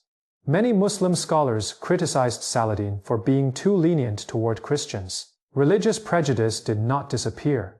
It was merely set aside temporarily in the face of Saladin's evident virtues. Moreover, Saladin himself was not free from religious bias. He viewed the Crusaders as invaders and Christianity as a false faith. His virtues did not stem from religious relativism, but from a deep Islamic faith that emphasized mercy and justice. What he demonstrated was not that religion is unimportant, but that genuine faith produces virtues, and these virtues can be recognized by people of any faith. Saladin's life reveals the paradox of honor. Sometimes it is easier to win the respect of enemies than that of allies. Saladin's reputation among the Crusaders was in some ways more consistently positive than among Muslim rulers. Why? Because his enemies witnessed his conduct under pressure, in moments when he could have acted immorally without consequence. When Saladin treated Crusader prisoners with kindness, the Crusaders knew he was not doing so to please a Muslim audience, but out of genuine principle. In contrast, Muslim allies sometimes viewed his generosity as political strategy rather than true virtue. This illustrates a deeper truth. We are more cynical toward our allies and more surprised by the virtues of our enemies because we do not expect them. This paradox teaches us something important. Moral authority is most powerful when it crosses boundaries. Being good to your own people isn't particularly impressive. It's expected. But when you show virtue toward those you have no obligation to treat well, when you respect those who cannot compel you. When you extend generosity to those who could be your enemies. That is, when true moral authority reveals itself. Saladin's generosity toward Muslims was commendable, but not surprising. His generosity toward Crusader captives was different. It was virtue when he could have been brutal. That kind of virtue across boundaries creates the deepest impression in your own life. How do you treat those who can do nothing for you? Your behavior toward them reveals your true character. Saladin's respect from his enemies also held practical strategic value. When adversaries respect you, negotiations become easier. They are more likely to trust your word. Surrender becomes more probable. They know they will be treated fairly. Even battles may be less brutal. When both sides hold mutual respect, there is an understanding that limits excessive actions. Saladin's relationship with Richard illustrates this. Despite being at war, they maintained a certain chivalry, exchanging gifts, communicating through envoys, and even assisting each other. This relationship did not prevent the war, but it likely kept it from becoming more brutal. It created the possibility for negotiations, ultimately leading to peace. Moral authority, even when it comes from enemies, carries genuine strategic value. In the centuries following Saladin's death, his reputation in the Christian world continued to grow. By the late Middle Ages, he occupied a peculiar place in European literature. A Muslim, yet regarded as a model of chivalric ideals. Dante placed Saladin in limbo, in faithy divine comedy, among the virtuous pagans, the highest honor a medieval Christian could bestow upon a non-Christian enlightenment. Thinkers cited Saladin as an example of religious tolerance. Each era reshaped Saladin according to its own values, yet all were grounded in a core truth. He earned the respect of his enemies. This respect transcended centuries, cultures, and religions. He may not have permanently retained Jerusalem or established a lasting empire, but he achieved something even more difficult.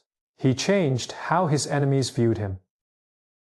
Perhaps the most profound lesson Saladin teaches us is this: your enemy's assessment of you reveals more about your true character than your friend's praise ever could. Friends may praise you out of loyalty, allies may flatter you for gain, but enemies have no reason to be kind. If they respect you, it is because you've earned it. Saladin earned the respect of his foes not by defeating them, but by upholding his principles under pressure, by showing mercy when he could have been cruel. That is the highest honor possible, more enduring than any military victory. 8 centuries later, we remember Saladin not for the battles he won, but for how he fought, and how he treated his defeated enemies.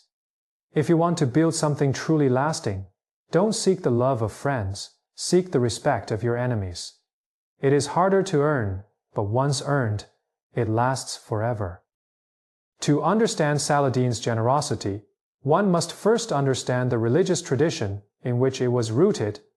In Islam, generosity is not an optional virtue, but a core requirement of faith. The Quran contains dozens of verses commanding believers to help the poor and those in need.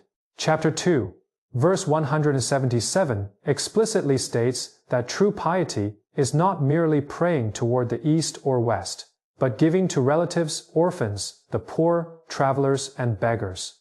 Chapter 9, verse 60 details how zakat should be distributed to the poor, the needy, those working for charity, those whose hearts are to be reconciled, slaves, those in debt, those striving in the path of God, and travelers. Zakat, the obligatory almsgiving, is one of the 5 pillars of Islam, as important as prayer and fasting. Every Muslim is required to give a fixed portion of their wealth, typically 2.5%, to those in need. But the Quran does not only demand the minimum, it praises those who go beyond obligation, those who give generously even when they themselves are in need.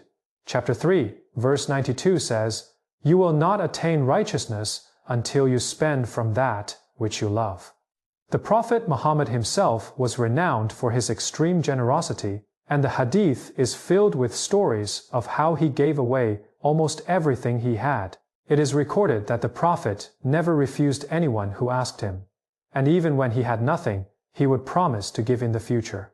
Saladin lived within this tradition and was deeply shaped by it. He did not merely meet the minimum requirements of zakat, he far exceeded them, giving away as much as 50% or more of his income. For him, generosity was not a tax or an obligation, but a way of expressing faith, a demonstration that he took the teachings of Islam seriously. In an era when religious identity defined every aspect of personal and political life, Saladin's generosity was a public display of his piety, a visible testament to his commitment to Islamic values. Islamic political theory reinforced this religious obligation and endowed rulers with special responsibilities. In medieval Muslim thought, rulers were not merely political leaders or military commanders. They were God's deputies on earth, tasked with upholding justice and caring for the weak. This concept, known as the shadow of God, granted rulers immense power, but also imposed immense responsibility. A ruler's legitimacy depended not only on his military might or political skill, but also on his moral character and care for his people. The ideal Muslim ruler was expected to be a model of justice and generosity. In Saladin's time, prominent Muslim scholars such as Al-Ghazali, in his Fay Book of Counsel for Kings Fay, and Al-Farabi, in his Fay Virtuous City, Fay wrote extensively on what an ideal ruler should be. These works emphasized generosity as an essential quality for a ruler, not only because it helped the people, but also because it reflected God's own attributes of generosity and mercy. Al-Ghazali specifically wrote that a ruler should be like the spring rain, falling indiscriminately on all lands, nourishing everything. A ruler who hoarded wealth and neglected the poor was seen as betraying his trust and violating the responsibilities God had given him. Saladin was familiar with these texts. He was not only a warrior, but also a well-educated Muslim, who associated with scholars and jurists, funded their work, and sought their advice. Historical records show he frequently convened scholars to discuss religious and ethical issues. His generosity was in part a conscious practice of these ideals, an effort to embody the ideal ruler described in Muslim political theory. This was not accidental or instinctive generosity. It was deliberate, theoretically informed, and carefully considered. The medieval Islamic world possessed a deeply institutionalized culture of charity, far surpassing the development level of Europe during the same period.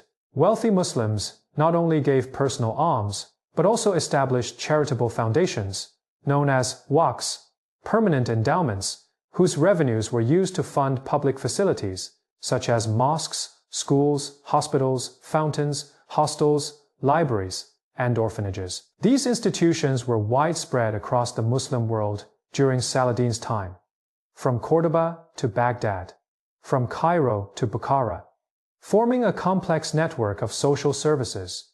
A typical major city might have dozens or even hundreds of waqf-funded institutions.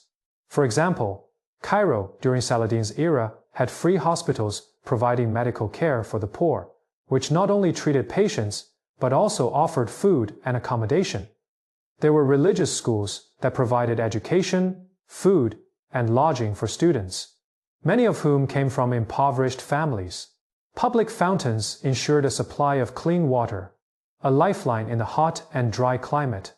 Hostels offered free lodging for travelers, and soup kitchens provided daily free meals for the poor. This culture of charity was not merely a privilege of the wealthy, even middle class. Muslims often established small waqfs, perhaps to maintain a local mosque or provide scholarships for needy students. Recorded waqfs even included funds to feed stray cats and dogs, demonstrating the breadth of charitable scope. Saladin grew up in this culture, witnessing how charity became a structural component of Islamic society, creating a safety net to care for the vulnerable. He was not inventing something new, but practicing an already deeply entrenched tradition. However, he practiced it so thoroughly, so personally, and so extremely, that he transcended traditional expectations and norms. Other rulers established WAPs and then continued their affluent lives. Saladin gave everything until he had nothing left. This difference, operating within tradition, yet pushing it to its extreme, defined the unique nature of Saladin's generosity. The specific historical moment in which Saladin lived profoundly shaped his understanding and practice of generosity. The 12th century was the era of the Crusades, a time when the Islamic world, particularly its heartlands in Syria and Palestine, faced an existential threat. The Crusaders were not merely military adversaries, they represented, in Muslim eyes, a civilizational threat. Foreign invaders claiming to represent a superior religion and culture, waging a holy war to liberate the Holy Land. The massacre during the Crusader capture of Jerusalem in 1099, where tens of thousands of Muslim and Jewish civilians were reportedly killed, left a deep scar in Muslim memory. In this context, generosity was not only a religious duty but also a political and cultural necessity. Saladin needed to unite the fragmented and often feuding Muslim rulers against the Crusaders, and generosity was one of his primary tools for building alliances. Yet, to view this solely as opportunism or Machiavellian manipulation would miss a deeper truth. Saladin genuinely believed that the proper response to an external threat was not to become more ruthless, more like the enemy, but to become more faithful to Islamic values. He saw generosity and mercy as ways to demonstrate the moral superiority of Muslim civilization, showing both Muslims and Christians that Islam fostered a more just, compassionate, and humane society. From this perspective, his generosity toward Crusader prisoners and his mercy upon recapturing Jerusalem, in stark contrast to the 1099 massacre, were not merely displays of personal virtue. They were declarations of faith, direct rebuttals to Crusader propaganda that painted Muslims as barbarians and infidels. Saladin was saying through his actions, "Look at who truly practices mercy and justice. See which civilization is more humane. Behold what God teaches." This was generosity as a form of cultural and religious resistance, a way to prove the superiority of Islamic values. Saladin's Kurdish heritage provided another cultural foundation for his generosity, intertwined with yet distinct from Islamic religious traditions. The Kurds are a mountain-dwelling tribal people, scattered across the rugged highlands of present-day Iraq, Iran, Turkey, and Syria, who have maintained a distinct cultural identity for centuries. They possess a strong tradition of honor, courage, loyalty, and hospitality. In Kurdish culture, a person's worth and reputation are measured not by how much wealth they accumulate, but by their generosity, how they treat guests, how they aid fellow tribesmen in need, how they share what they have in times of hardship, and how they uphold the honor of their family and tribe. A generous host, capable of lavishly entertaining guests, even at great personal cost, is among the most respected figures in Kurdish society. There is a Kurdish proverb that says, "The honor of a house is measured by the width of its door," meaning the extent to which it opens to those in need. There are also tales celebrating extreme generosity. Stories of a poor shepherd slaughtering his last sheep to feed an unexpected visitor, or a warrior sharing his last piece of bread with an enemy captive on the eve of battle. These are not merely stories or ideals. They are living cultural values that shape community expectations and individual behavior. Saladin's family, though urbanized and integrated into the Arab Islamic elite for generations, retained these core Kurdish values as part of their identity. Saladin's father, Ayyub, and his uncle, Shirkuh, were both renowned for their generosity. Historical chronicles record how Shirkuh, a powerful but rough-hewn military commander, more at home on the battlefield than at court, would host lavish feasts, distribute gifts indiscriminately to nobles and common soldiers alike, and generously assist anyone who sought his help, often giving beyond his means. Saladin grew up in this environment, witnessing generosity practiced and celebrated not only as a religious duty but as a core part of family identity, cultural heritage, and personal honor.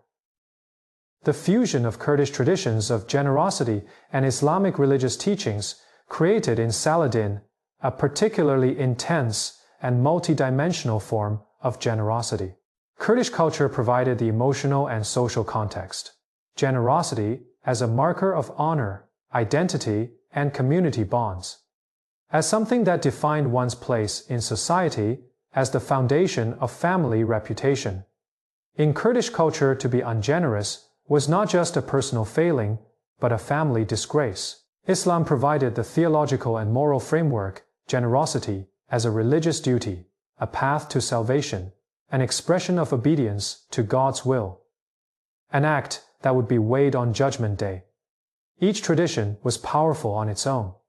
Combined, they created an almost irresistible impulse toward generosity. For Saladin, to be ungenerous meant simultaneously betraying his cultural heritage and his religious faith, failing his ancestors and his God, losing his honor and his salvation. This dual motivation made his generosity both personal and universal, rooted in his specific Kurdish background, making it personal and authentic, giving it emotional depth and cultural resonance, yet simultaneously appealing to broader Islamic values, making it resonate with Muslims of diverse cultural backgrounds, giving it universal appeal and legitimacy. This fusion also created a problem. It made Saladin's generosity difficult for others to replicate. An Arab ruler without the Kurdish honor tradition might understand the Islamic obligation of generosity, but lack the cultural context that made it a deeply personal drive.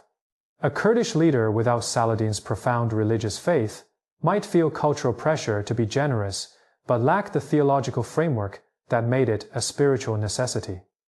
Saladin's generosity was the product of his unique personal history and cultural background, which made it both extraordinary and essentially non-transferable. Saladin's family history also provided concrete, observable examples of generosity that shaped him day by day in his youth.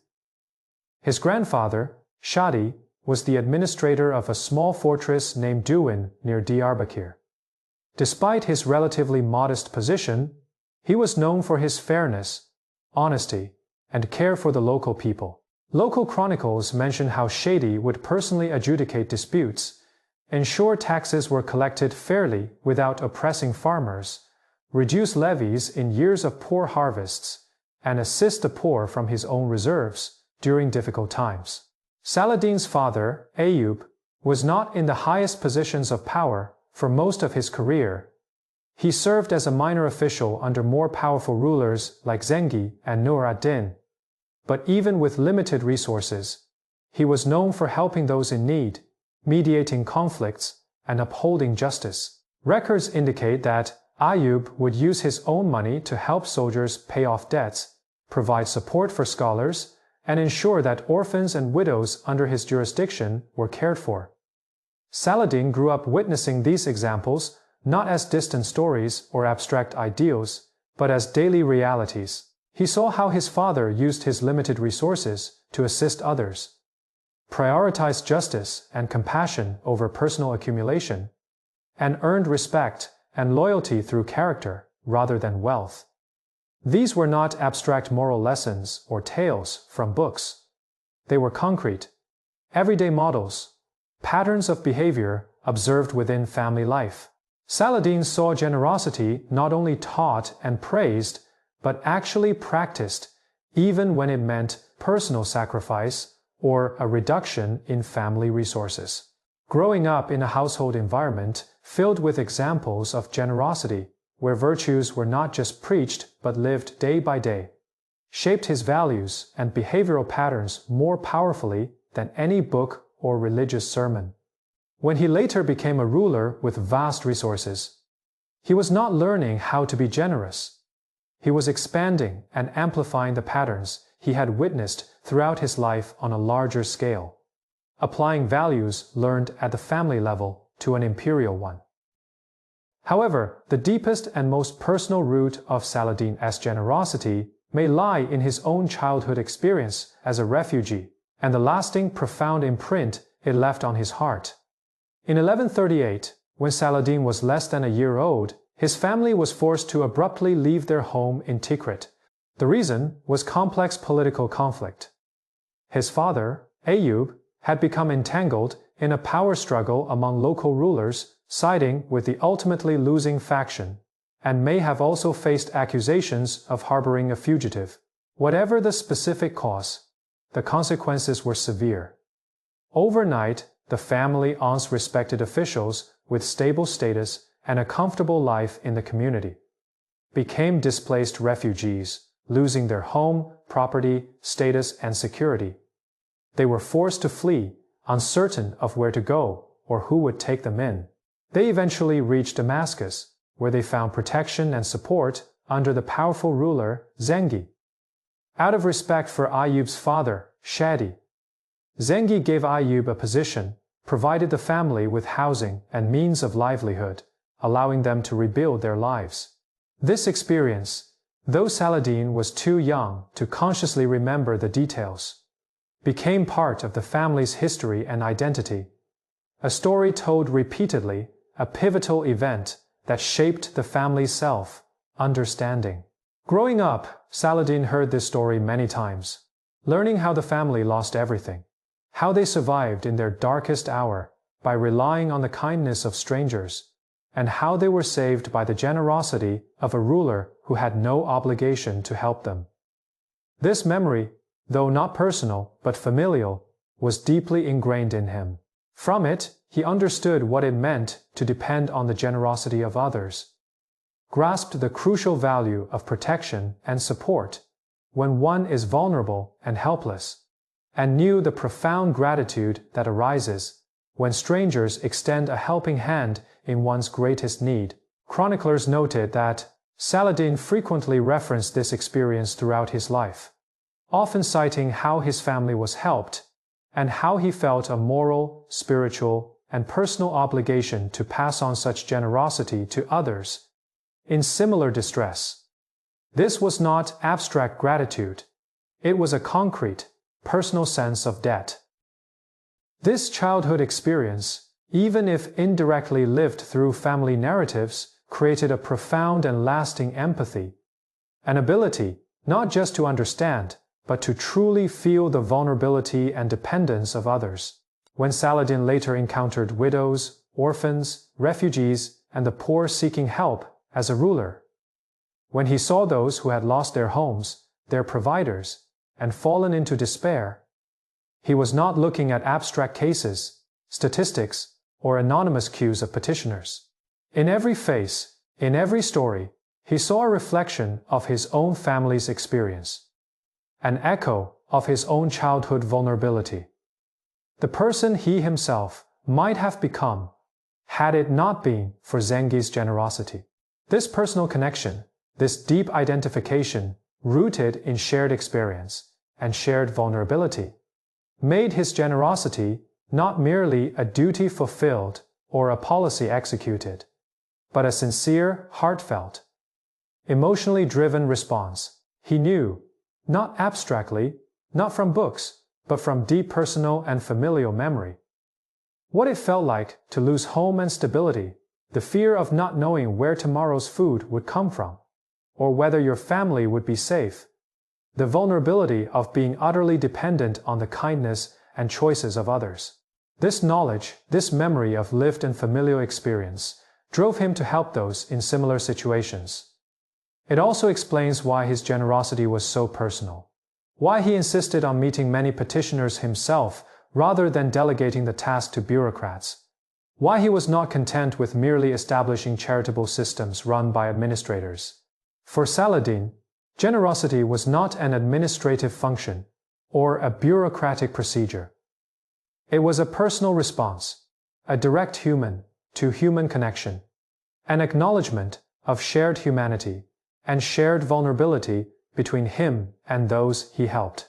This highly personalized approach made his generosity more powerful, more meaningful, and more moving. But it also rendered it entirely dependent on his continued presence and personal engagement, making it nearly impossible to institutionalize or effectively pass on to successors, as its power derived from its personal nature. Another crucial experience in Saladin's early years was his extensive and profound witnessing of poverty, injustice, and suffering during the initial stages of his military career. As a young officer accompanying his uncle Shirkuh in numerous campaigns across Egypt and Syria from the late 1150s through the 1160s, Saladin traveled widely and observed the realities of life in every corner of the Islamic world and at all levels of society. He saw how peasants in rural areas were crushed by heavy taxes, how they starved after successive crop failures, and how they lost their land and livelihoods to greedy landowners or ruthless tax collectors. He witnessed urban slums where the poor were crammed into cramped, filthy dwellings, orphans begged on the streets, widows struggled to survive without support or protection, and the sick and disabled suffered in agony, unable to afford treatment. He observed the impact of war on civilian populations, destroyed villages, displaced families, and streams of refugees created by conflict. He also saw the human factors behind this suffering and how unjust systems operated. He witnessed corrupt officials embezzling funds meant for public welfare, greedy rulers amassing vast wealth while their people starved, and unjust laws enforced unequally, harshly punishing minor offenses by the poor while overlooking major crimes by the rich and powerful, with the weak exploited and the strong escaping accountability. These observations were not abstract or fleeting. Saladin spent years in these regions, seeing specific people and specific hardships, witnessing injustice day after day. These experiences gave him a deep understanding of the nature and responsibility of power. He realized that holding power was not merely a stroke of personal achievement or fortunate opportunity.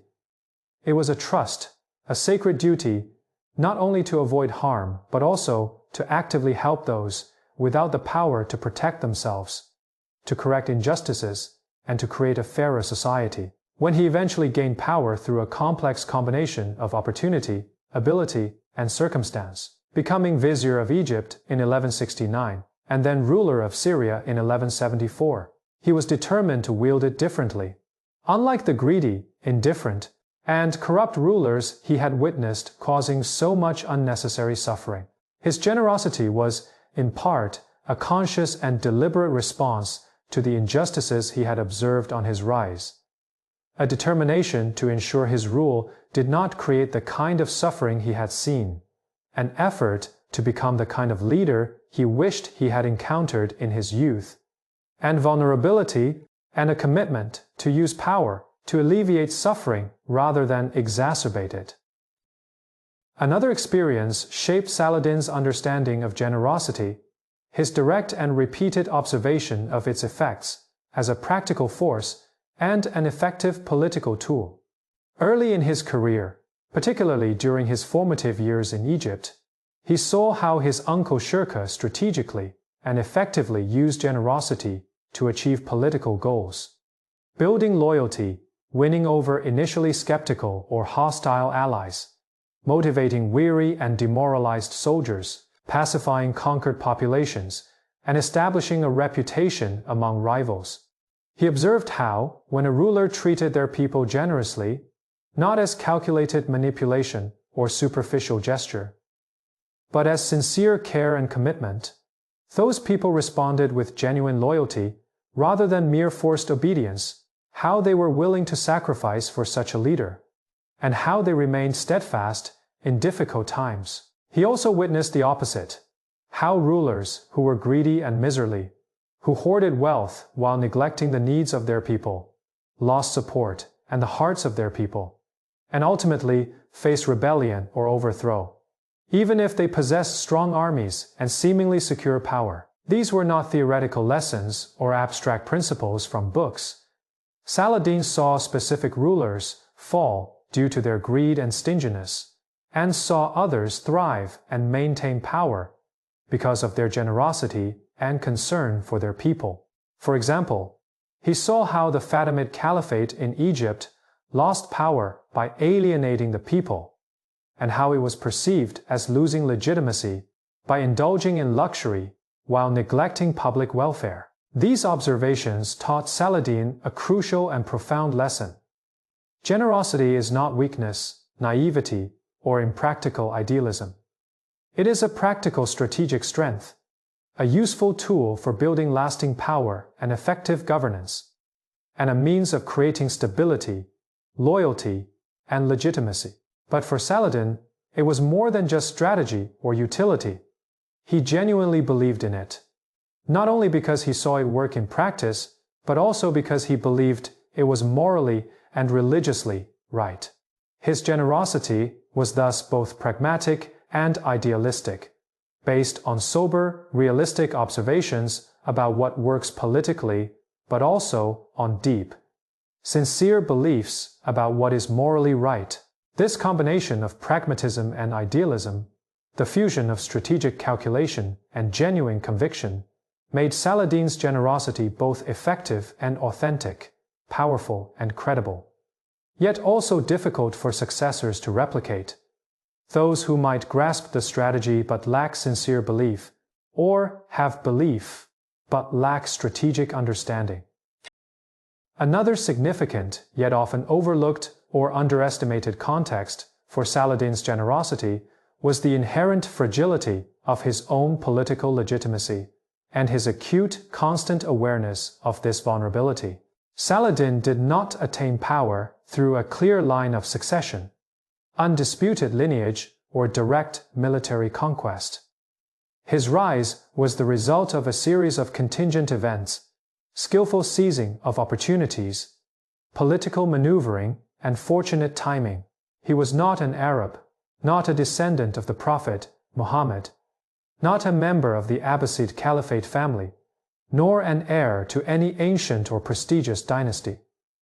He had no obvious claim to rule granted by bloodline or tradition. He was a Kurdish military commander who, through a complex and somewhat fortuitous combination of circumstances, ability, and timing, somehow ended up controlling Egypt and Syria, the wealthiest, most strategically important, and most prestigious regions of the Islamic world, in a society that placed high value on lineage, tradition, and legitimate succession. In a world where the right to rule was often justified by tracing ancestry back to the Prophet or the early Orthodox caliphs, and in an era where dynastic legitimacy was the foundation of political stability. This was an extremely fragile and potentially problematic position. Saladin was acutely and constantly aware of this fragility. He knew that many, especially those with stronger claims by bloodline, questioned his right to rule, knew that his authority could be challenged at any time, and knew that he needed to constantly prove and reprove the justification for his rule. He needed to justify his rule, not through lineage or ancestry, which he could not claim, but through his character, actions, and embodiment of and commitment to Islamic values. Generosity became a key and central element of this project of justification. By being generous to his subjects, by building mosques, schools, and hospitals, by aiding the poor and the weak, by embodying the Islamic expectations of an ideal ruler, Saladin demonstrated that he was a true, legitimate Muslim leader, not because of his birth or ancestry, but because of his actions and embodiment of Islamic principles. His generosity was a powerful and visible response to anyone who questioned his right to rule. I may not be an heir in the traditional sense, but I rule in the way you should expect and demand of a true Muslim ruler. Look at my actions, not my lineage. Judge me by my virtues, not my ancestors. This creates a complex, subtle, and fascinating dynamic. Saladin's generosity was simultaneously both sincere and strategic, a moral commitment and a political necessity, an expression of religious duty and a tool for consolidating power. Yet, these two aspects were not contradictory, mutually exclusive, or hypocritical.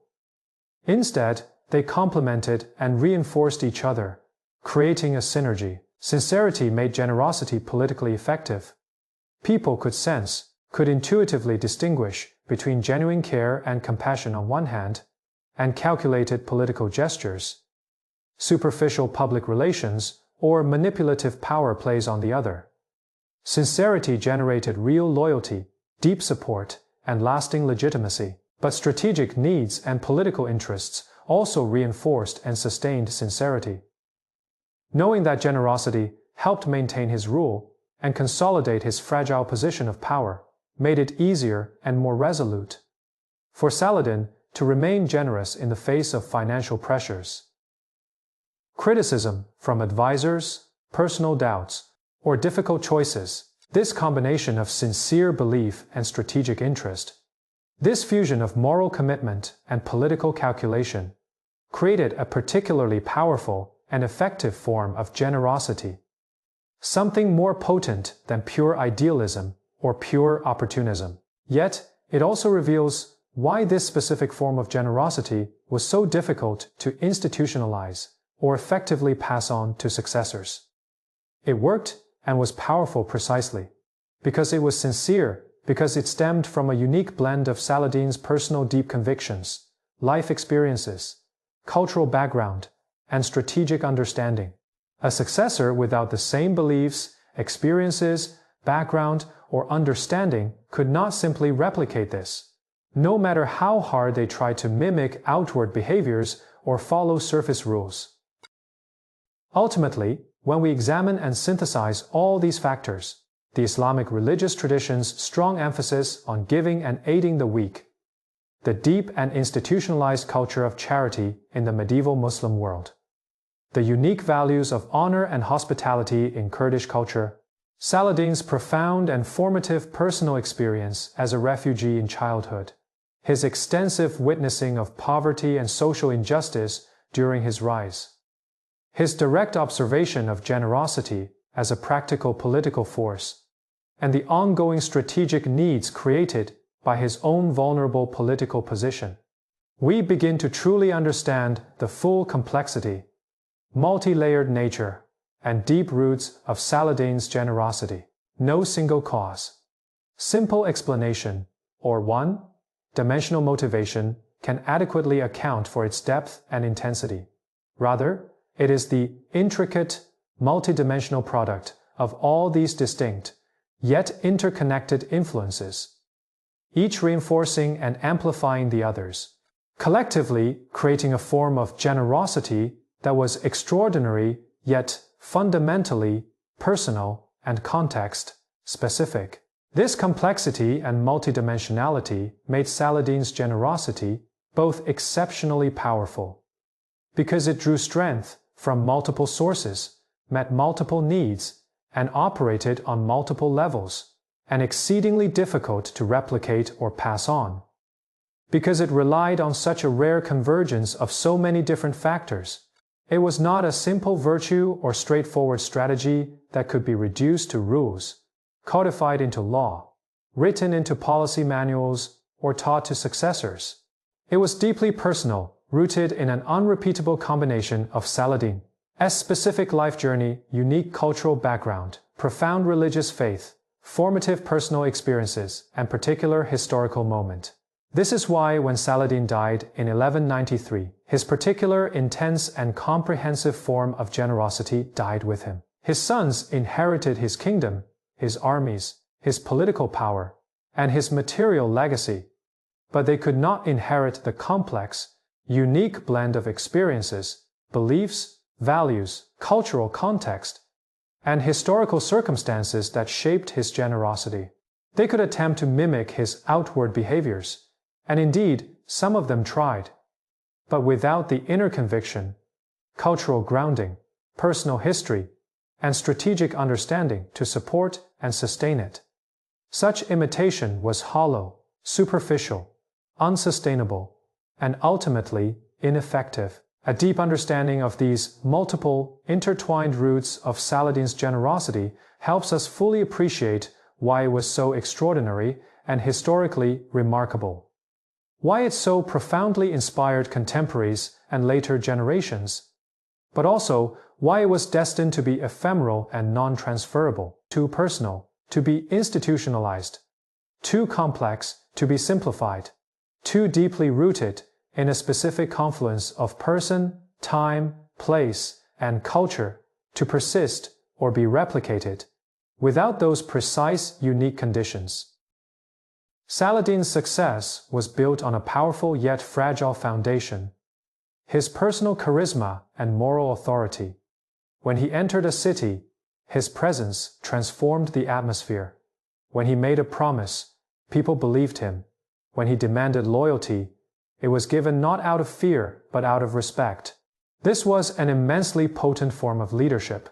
Yet, it had a fatal flaw. It depended entirely on that one individual. Saladin's authority could not be delegated to deputies, transferred to heirs, or codified into law.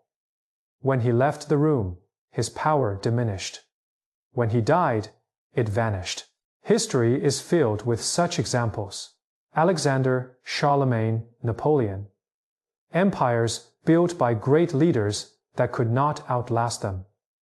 Saladin is another, yet perhaps the most tragic, because his failure stemmed not from a lack of vision, but from the very nature of his core virtue, generosity, which proved inherently impossible to institutionalize. Comparing Saladin with other leaders who successfully established enduring systems is enlightening. Roman Emperor Augustus created an administrative system that lasted for centuries. Justinian's codified laws shaped jurisprudence for 1,000 years. These leaders understood a principle that Saladin never fully grasped. Personal virtues must be translated into impersonal systems to endure. Generosity must become policy, not just personal acts. Honor must be codified into law. Mercy must be integrated into the judicial system. Saladin did all the right things, but in the wrong way, as personal gestures, rather than institutional innovations. Instead of establishing a system of charity, he gave to the poor personally. Rather than creating a legal framework, he adjudicated cases himself. All of this was noble, but none of it was scalable or sustainable. When Saladin died, his generosity, justice, and mercy died with him. But before criticizing Saladin, we need to ask, can generosity even be institutionalized? Institutions are inherently impersonal. They operate by rules, treating everyone uniformly. But generosity, true generosity, is inherently personal.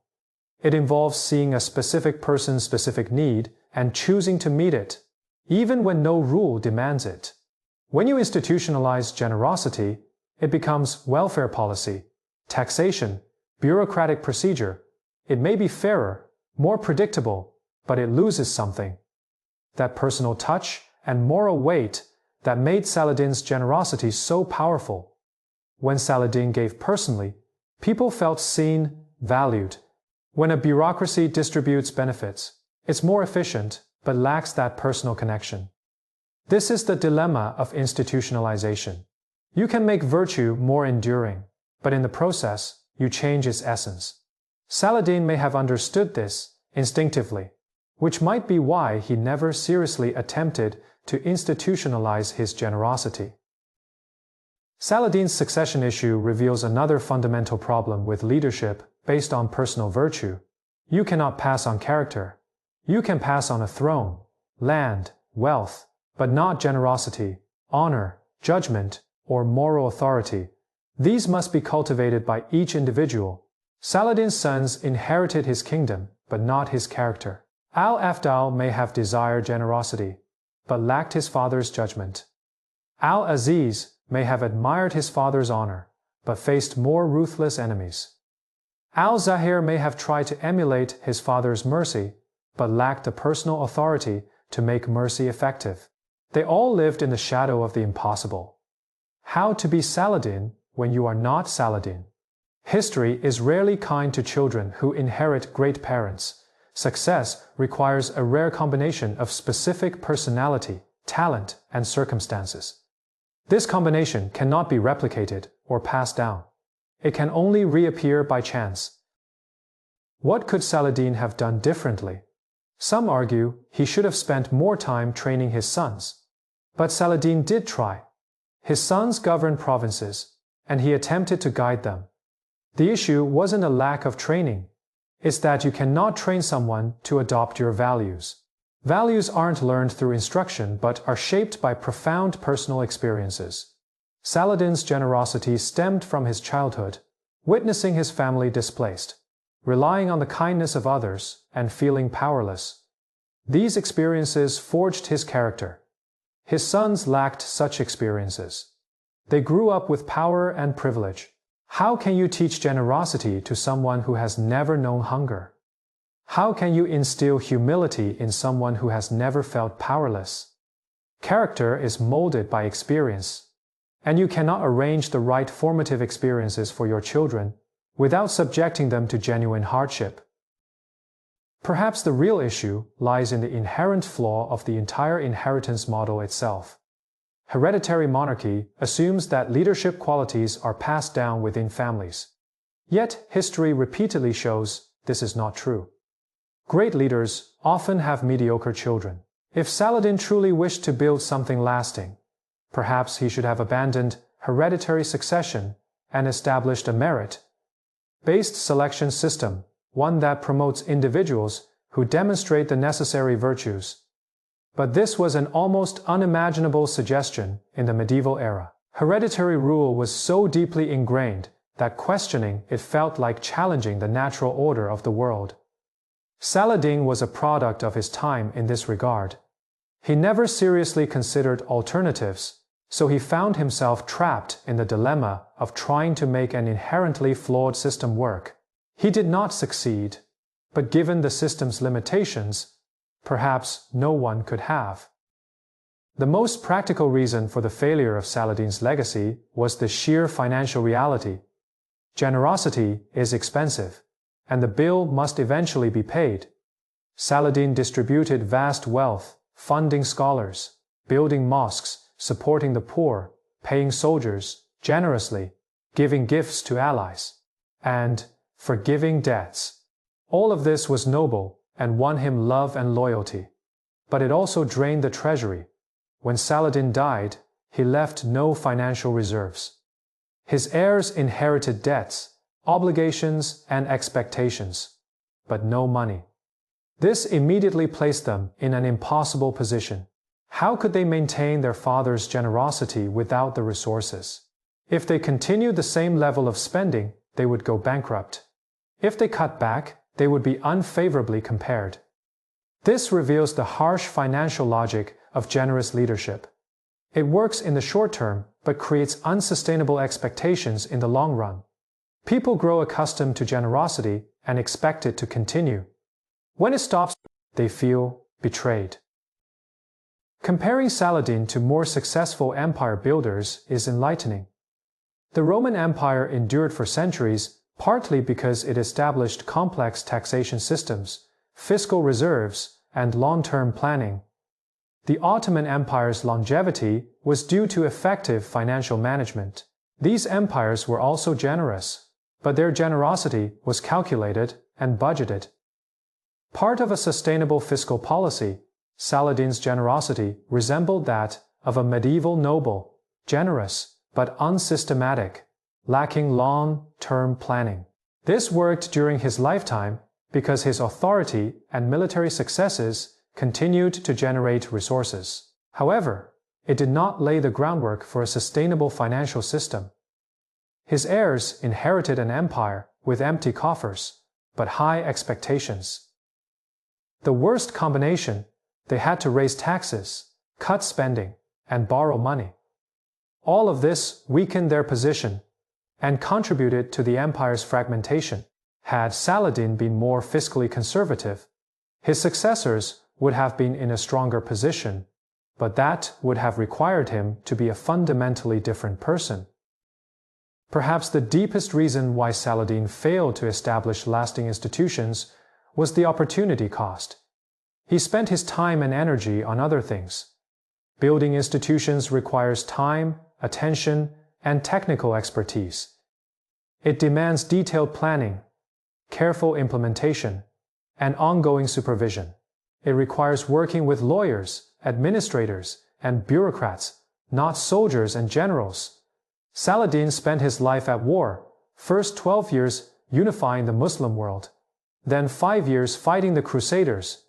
He was always in the military camp, always dealing with immediate military crises. He had neither the time nor the energy for the detailed, technical work needed to build lasting institutions. When could he have drafted legal codes while he was fighting for Damascus? The constant state of war made institution building nearly impossible. War demands immediate decisions, flexibility, and personal leadership, all of which are contrary to the slow, systematic work required to build institutions. Saladin may have understood the importance of establishing institutions, but he was never in a position to actually do so. This reveals the dilemma often faced by military leaders. Conquest and governance require different skills. Conquest demands boldness, decisiveness, and personal courage. Governance requires patience, attention to detail, and the ability to compromise. Few excel at both. Saladin was an exceptional conqueror. He unified a divided world and won decisive battles. But he was not an exceptional administrator. He did not establish a lasting administrative system or create a strong legal framework. This was not due to foolishness, but because his talents lay elsewhere and his time was occupied by other matters. Alexander conquered the known world, yet his empire fragmented immediately after his death. Napoleon reshaped Europe, but his empire collapsed upon his defeat. Saladin is another example, an outstanding military leader whose achievements could not outlast him, as he never transformed conquest into sustainable governance. The story of Saladin's failure to establish lasting institutions might seem like a cautionary tale, why charisma and character are not enough. But such a reading would miss something important. Yes, his empire fragmented, his generosity was not institutionalized, and his values were not passed down. Yet, his personal virtues achieved what institutions never could. They inspired people, changed hearts, and created connections across hostile divides. Saladin's mercy altered Crusader perceptions of Muslims in ways no policy ever could. His honor set a standard for future leaders in ways no law ever could. Institutions provide stability, predictability, but they are also cold, impersonal. Personal virtues provide what institutions cannot: inspiration, hope, human connection. Saladin chose virtue over institution, personal influence over system building. There was a cost. The empire did not endure. But there was also a gain. His example has endured for 8 centuries. In a world increasingly dominated by impersonal systems, Saladin reminds us that personal choices still matter, character still has power, and one person's commitment to values can still change the world. If we measure Saladin's success by traditional standards, the verdict is clear: he failed. His primary goal was to permanently recapture Jerusalem. Yet, the holy city fell back into Crusader hands less than a century after his death. He sought to establish a unified Muslim empire, but it fragmented within 2 years of his passing. He aimed to found a lasting dynasty. Yet, the Ayyubid dynasty was overthrown within a few generations. He hoped to leave wealth and security for his family, but he died in poverty, with his sons plunged into civil war. If success means achieving clear political and military objectives, if it means building enduring institutions, then Saladin clearly failed. His specific accomplishments were mostly fleeting, and his political structures were fragile. From this perspective, Saladin is a tragic figure, a man with lofty goals who failed to achieve anything lasting. Comparing Saladin to his contemporaries reinforces this narrative of failure. While Richard I did not recapture Jerusalem in the Holy Land. He built a lasting reputation and legend, and his Plantagenet dynasty continued to rule for centuries. Philip II successfully consolidated the French monarchy. In contrast, Saladin left behind an empire that fractured immediately and a dynasty soon forgotten. Few remember the Ayyubids, but everyone knows the Plantagenets. From the perspective of political legacy, Saladin fell far behind. He may have been morally superior, but in establishing enduring political structures, he was far less successful than rulers who were morally inferior. This raises uncomfortable questions. Is moral superiority sufficient compensation for success? In the realm of politics, does effectiveness ultimately matter more than virtue? Saladin's own objectives also support the narrative of failure. He explicitly desired not merely the temporary recapture of Jerusalem, but the permanent elimination of the Crusader threat. In his letters, he wrote that his goal was to ensure the Holy Land would never be occupied again. He failed. Jerusalem briefly returned to Christian hands in 1229, and the Crusaders maintained a presence along the coast for nearly a century. He sought to unify the Muslim world not for the sake of unity alone, but to create an entity strong enough to resist external threats. Yet, after his death, the Muslim world returned to a state of division. He aimed to leave his sons a foundation upon which they could continue to build, but what he left them was debt, expectations, and competing ambitions by his own standards. Saladin failed to complete what he had started.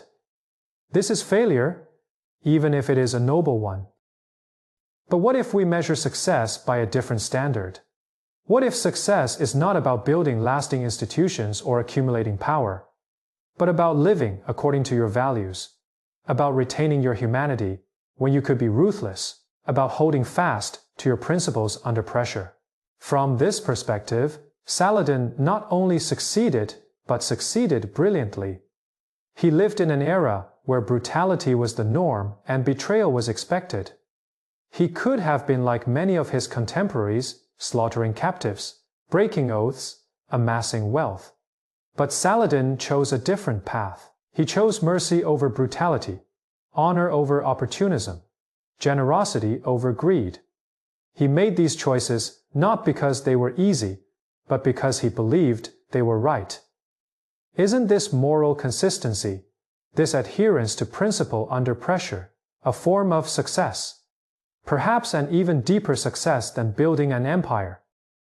Saladin earned respect among his enemies, offering another measure of success.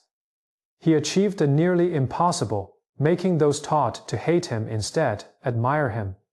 Crusader chroniclers praised his virtues, Richard expressed his respect, and even the Church, while condemning his faith, acknowledged his nobility. Such recognition across hostile lines is exceedingly rare. Most leaders in history are either hated or forgotten by their foes. Saladin accomplished this not through propaganda, but through his actual conduct. This reputation, this moral authority, is a success far more enduring than any political system. 800 years later, people still tell the story of Saladin, not for the empire he built, but for the humanity he maintained in war. Is this not a more profound success? Saladin's impact on ordinary lives offers a third measure of success. His generosity changed the real lives of real people. The widow who received Saladin as relief in the winter of 1193 likely cared little about imperial unity. She cared that her children would not go hungry that night. The Crusader prisoner who was freed did not ponder long-term political implications. He was grateful to be alive and heading home. The merchant who received justice through Saladin's legal ruling did not evaluate institutional development. He knew he had been treated fairly. If we measure success not by abstract political achievements, but by the concrete positive impact on individual lives. Saladin's record is impressive. He helped tens of thousands of people, feeding the hungry, protecting the vulnerable, treating prisoners with kindness. Perhaps this is how success should be measured, not by how enduring the institutions you build are, but by how many lives you improve.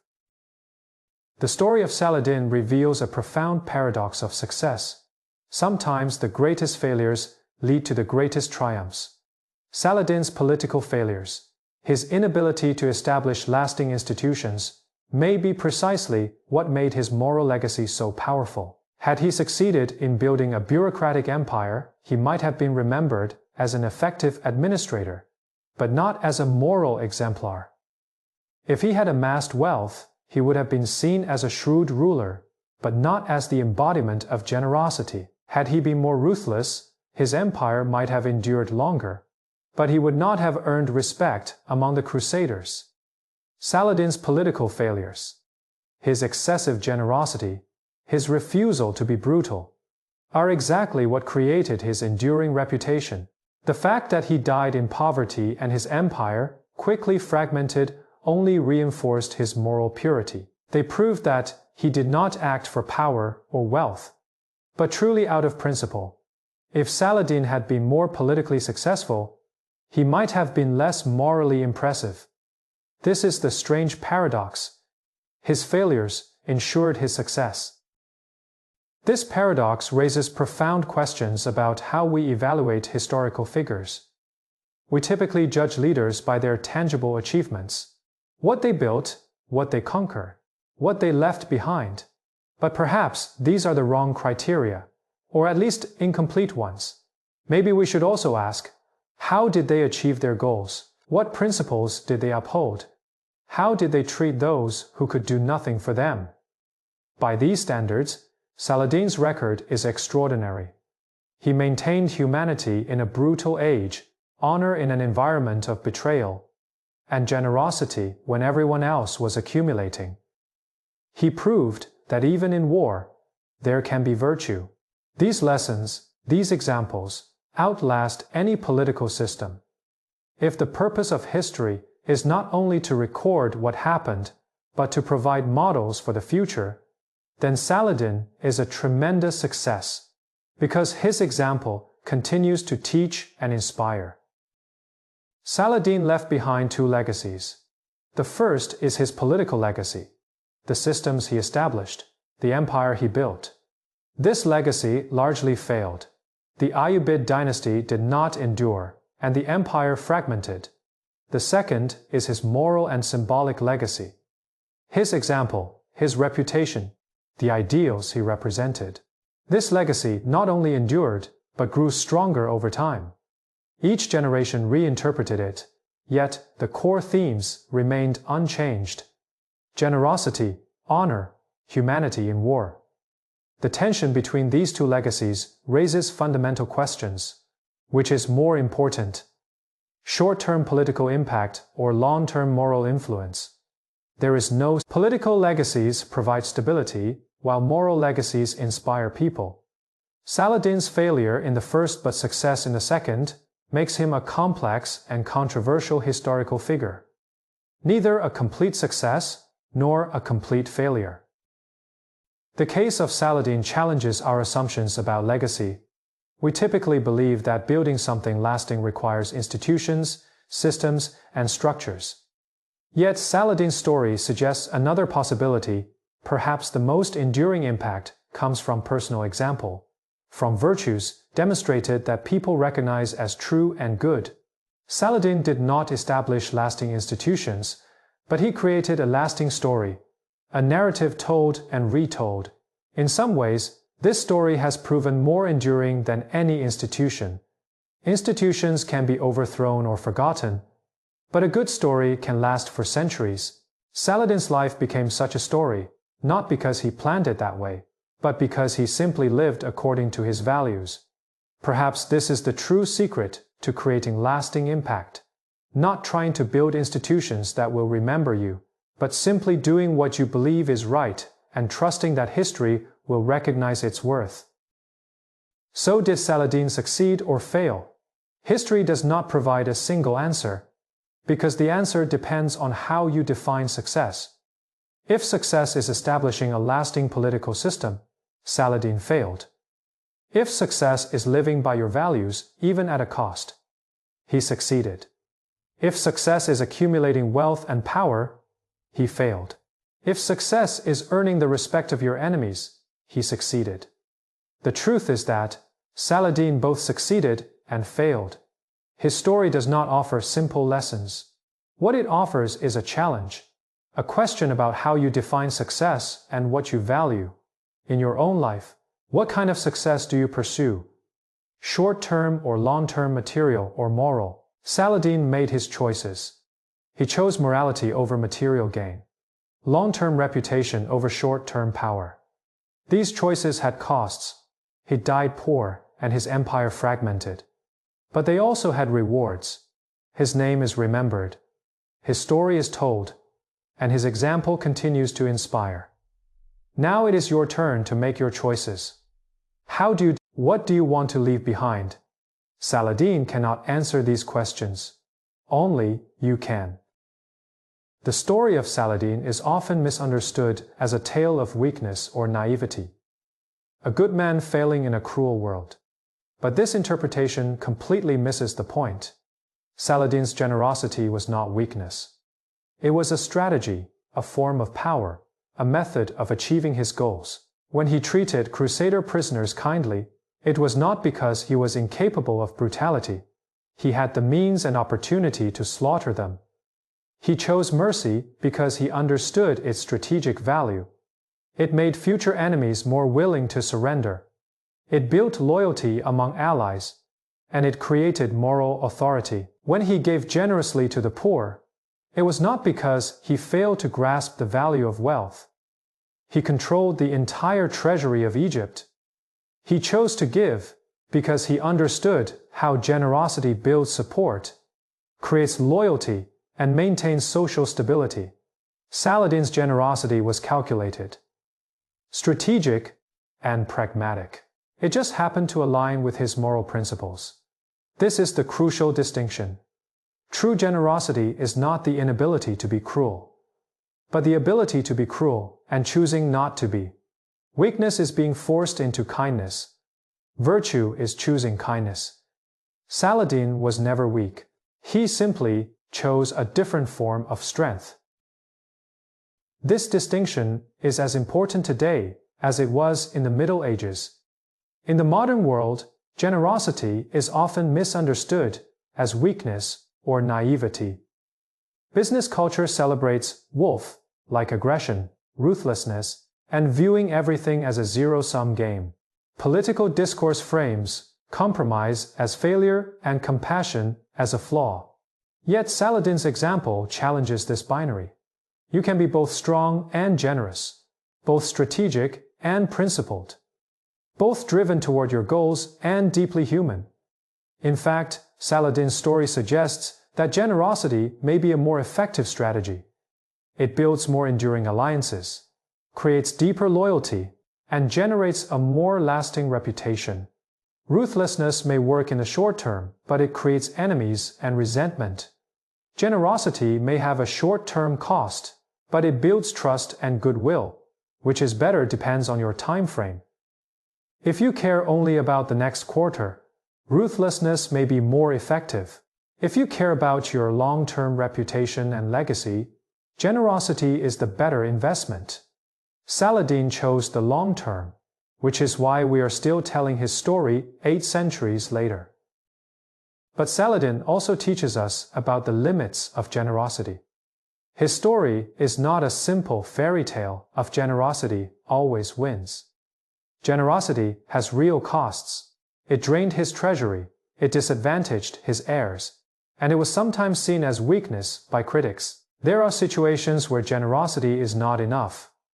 Richard was unmoved by Saladin's mercy, and Al-Adil's pragmatic approach proved more effective after Saladin's death. Generosity is not a solution to all problems. It cannot replace strategic thinking or difficult decisions. Saladin succeeded not just because he was generous, but because he combined generosity with military skill, political wisdom, and strategic foresight. Generosity was one tool in his toolbox, important, but not the only one. This is a crucial modern lesson. Generosity is powerful, but it must be combined with other capabilities, applied strategically, and accompanied by a realistic understanding of its limitations. Blind generosity is as dangerous as blind ruthlessness. The story of Saladin raises profound questions about individual action and systemic change. Saladin was a master of personal generosity. He gave to the poor personally, heard cases personally, made merciful decisions personally. But he failed to institutionalize that generosity to create systems that would outlast him. This raises a question that remains relevant today. Is individual goodness enough? Or do we need to build institutions that ensure systemic justice? This question is particularly relevant in modern philanthropy. Should we praise the personal generosity of the wealthy, Bill Gates' philanthropy, Warren Buffett's donations, or should we demand changes to the systems that create the inequalities requiring charity in the first place? Saladin would likely say both matter. Personal generosity has immediate, tangible impact. It helps real people with real problems. But without systemic change, it is also unsustainable.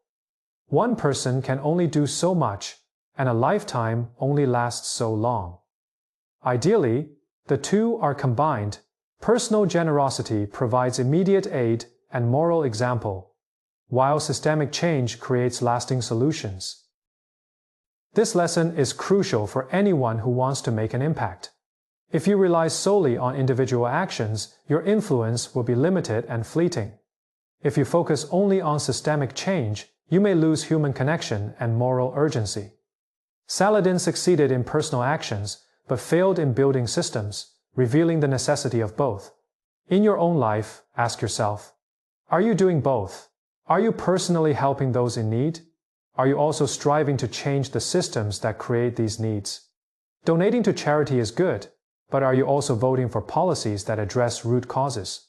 Being kind to people you meet is good, but are you also questioning the structures that create injustice? Saladin did the first part exceptionally well, but neglected the second. His legacy would have been more enduring if he had spent more time building institutions, but his personal impact would not have been as powerful if he had focused only on systems. Balance is key, recognizing that both have value and both have limitations. One of Saladin's most enduring lessons is about how we treat our enemies. The respect he earned among the Crusaders came from his choice to show mercy to those he could have treated brutally. This remains profoundly relevant today. In an increasingly polarized world, amid political tribalism and the culture of outrage on social media, Saladin offers a different model. How do you treat those who disagree with you, those who oppose you, even those who seek to harm you? Saladin's answer is not the naive, love your enemies, but something more nuanced: to remain principled when you must confront them, to choose mercy when you could be brutal, and to uphold honor when you have power. This does not mean you do not fight. Saladin did fight, and effectively, but it means how you fight matters. You can defeat opponents without humiliating them. You can win debates without attacking the person. And you can protect your interests without demonizing those who oppose you. Saladin did this in war. He defeated the Crusaders, yet respected them. He fought Richard, but admired him. This lesson is particularly challenging because showing mercy to enemies is often misunderstood as weakness or betrayal. Saladin faced such criticism. Some generals thought he was too soft on the Crusaders, while some supporters questioned why he wasn't more ruthless. Today, choosing to respect your opponents can lead to attacks from both sides. Your own side may accuse you of betrayal, while the other side might misinterpret your respect as weakness. But Saladin's example shows that such criticism is short-sighted. In the long run, How you treat your enemies builds your reputation, shapes your legacy, and defines your character. When you treat a defeated opponent brutally, you win that battle but lose moral authority. When you maintain respect, even in victory, you win not only the battle but also the judgment of history. Saladin did not win every battle against the Crusaders, but he won the moral high ground, which still matters centuries later. In your life, in your conflicts, ask yourself, do you want to win the argument or earn respect? Do you want to defeat your opponent or change their mind? Do you want short-term victory or long-term impact? The story of Saladin raises profound questions about the balance between legacy and the present. Saladin was clearly concerned with his legacy. He wanted to be remembered as a noble ruler, the liberator of the holy city, and the unifier of Muslims. Many of his decisions were made with long-term impact in mind. Yet, this focus on legacy also came at a cost. He spent resources that could have been used to help people in the present. And his pursuit of honor sometimes clashed with immediate practicality. This raises a question everyone faces. How much should you plan for the future, and how much should you live in the moment? If you care only about legacy, you may sacrifice present happiness and relationships. If you live only for the present, you may not build anything lasting. Saladin leaned toward legacy. He chose to die in poverty to preserve his reputation for generosity, and he invested resources in grand projects rather than immediate needs. This left him with an enduring name, but also placed his family in a difficult position. But perhaps the most important lesson about legacy is that you cannot build it directly. Saladin did not try to create a legend. He sought to reclaim Jerusalem, unite the Muslim world, and live by his principles. His legend was a byproduct of these efforts, not the primary goal. This is the crucial insight. The best legacies come from authentically living by your values, not from trying to manipulate how history remembers you. When you focus on building a legacy, your actions become calculated, your motives become suspect, and your impact becomes superficial. When you focus on doing what you believe is right, genuine legacy forms naturally. Saladin's reputation endured not because he tried to create it, but because he was authentically generous, honorable, and merciful. People can sense the difference between authenticity and performance. If you want lasting impact, stop thinking about legacy and start thinking about principles. Stop asking, how will history judge this? And start asking, is this the right thing to do? Ironically, the best way to build a true legacy is to stop chasing it. So what does Saladin's generosity mean in the 21st century? We live in a vastly different world, democratic rather than monarchical, capitalist rather than feudal, globalized rather than localized. Yet the core lesson of Saladin remains relevant, perhaps more so than ever. In a world where inequality has reached historic highs, generosity is not an option but a necessity. In a world where climate change threatens everyone, we need Saladin's long-term thinking rather than short-term greed. In a world where social media amplifies anger and division, we need Saladin's respect for adversaries. Modern generosity may look different. It could mean paying fair wages instead of minimum wages, choosing sustainable practices, even if they cost more, voting for the public good rather than private interests, and taking the time to listen to those who disagree with you instead of simply dismissing them. Saladin's generosity was not about giving money. It was about choosing long-term common good over short-term personal gain, humanity over efficiency, and principles over convenience. But we must also be honest about the obstacles. Saladin could be generous because he controlled the wealth of Egypt. He had resources to give. Most people do not have that kind of power or wealth. Saladin could make strategic decisions because he was a dictator. He did not need to persuade a committee or win an election. Most people work within systems that limit their choices. This does not mean generosity is impossible. but it means it must be adapted to our circumstances. You may not be able to give millions like Saladin, but you can choose how to spend the resources you have. You may not be able to change the entire system, but you can make different choices within your sphere of influence. Generosity is not about scale, but about choice. Choosing to be generous when you could be selfish, choosing to share when you could hoard, choosing to care when you could ignore. Saladin's generosity was extraordinary relative to his resources. He gave away almost everything he had. That proportion, that willingness to choose giving over keeping, is something anyone can replicate in any environment. You do not need to be a sultan to be generous. You only need to choose to give. Saladin died on the 4th of March, 1193. 830 years ago, his empire fragmented, his dynasty was forgotten, and his political achievements eroded. Yet his story is still told, his example still inspires, and his lessons remain relevant. Why? Because Saladin touched on something that transcends time and culture, fundamental questions about how humans should treat one another, how power should be used, and how success should be defined.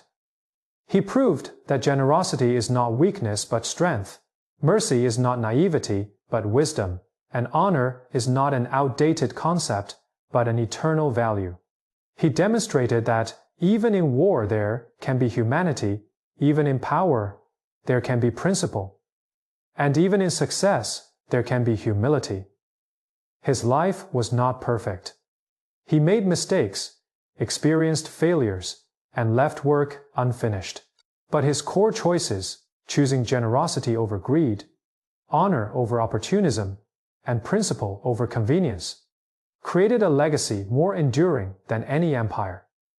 830 years later, we still tell Saladin's story, not because of the territories he conquered or the wealth he amassed, but because he lived as he believed, even when it came at a cost. In an age of cybernetics, in a world where everything seems quantified and optimized, Saladin reminds us that some things, generosity, honor, humanity, cannot be measured but define who we are. His legacy is a question, a challenge, an invitation each generation must answer. When you could be ruthless, will you choose generosity? When you could accumulate, will you choose to give?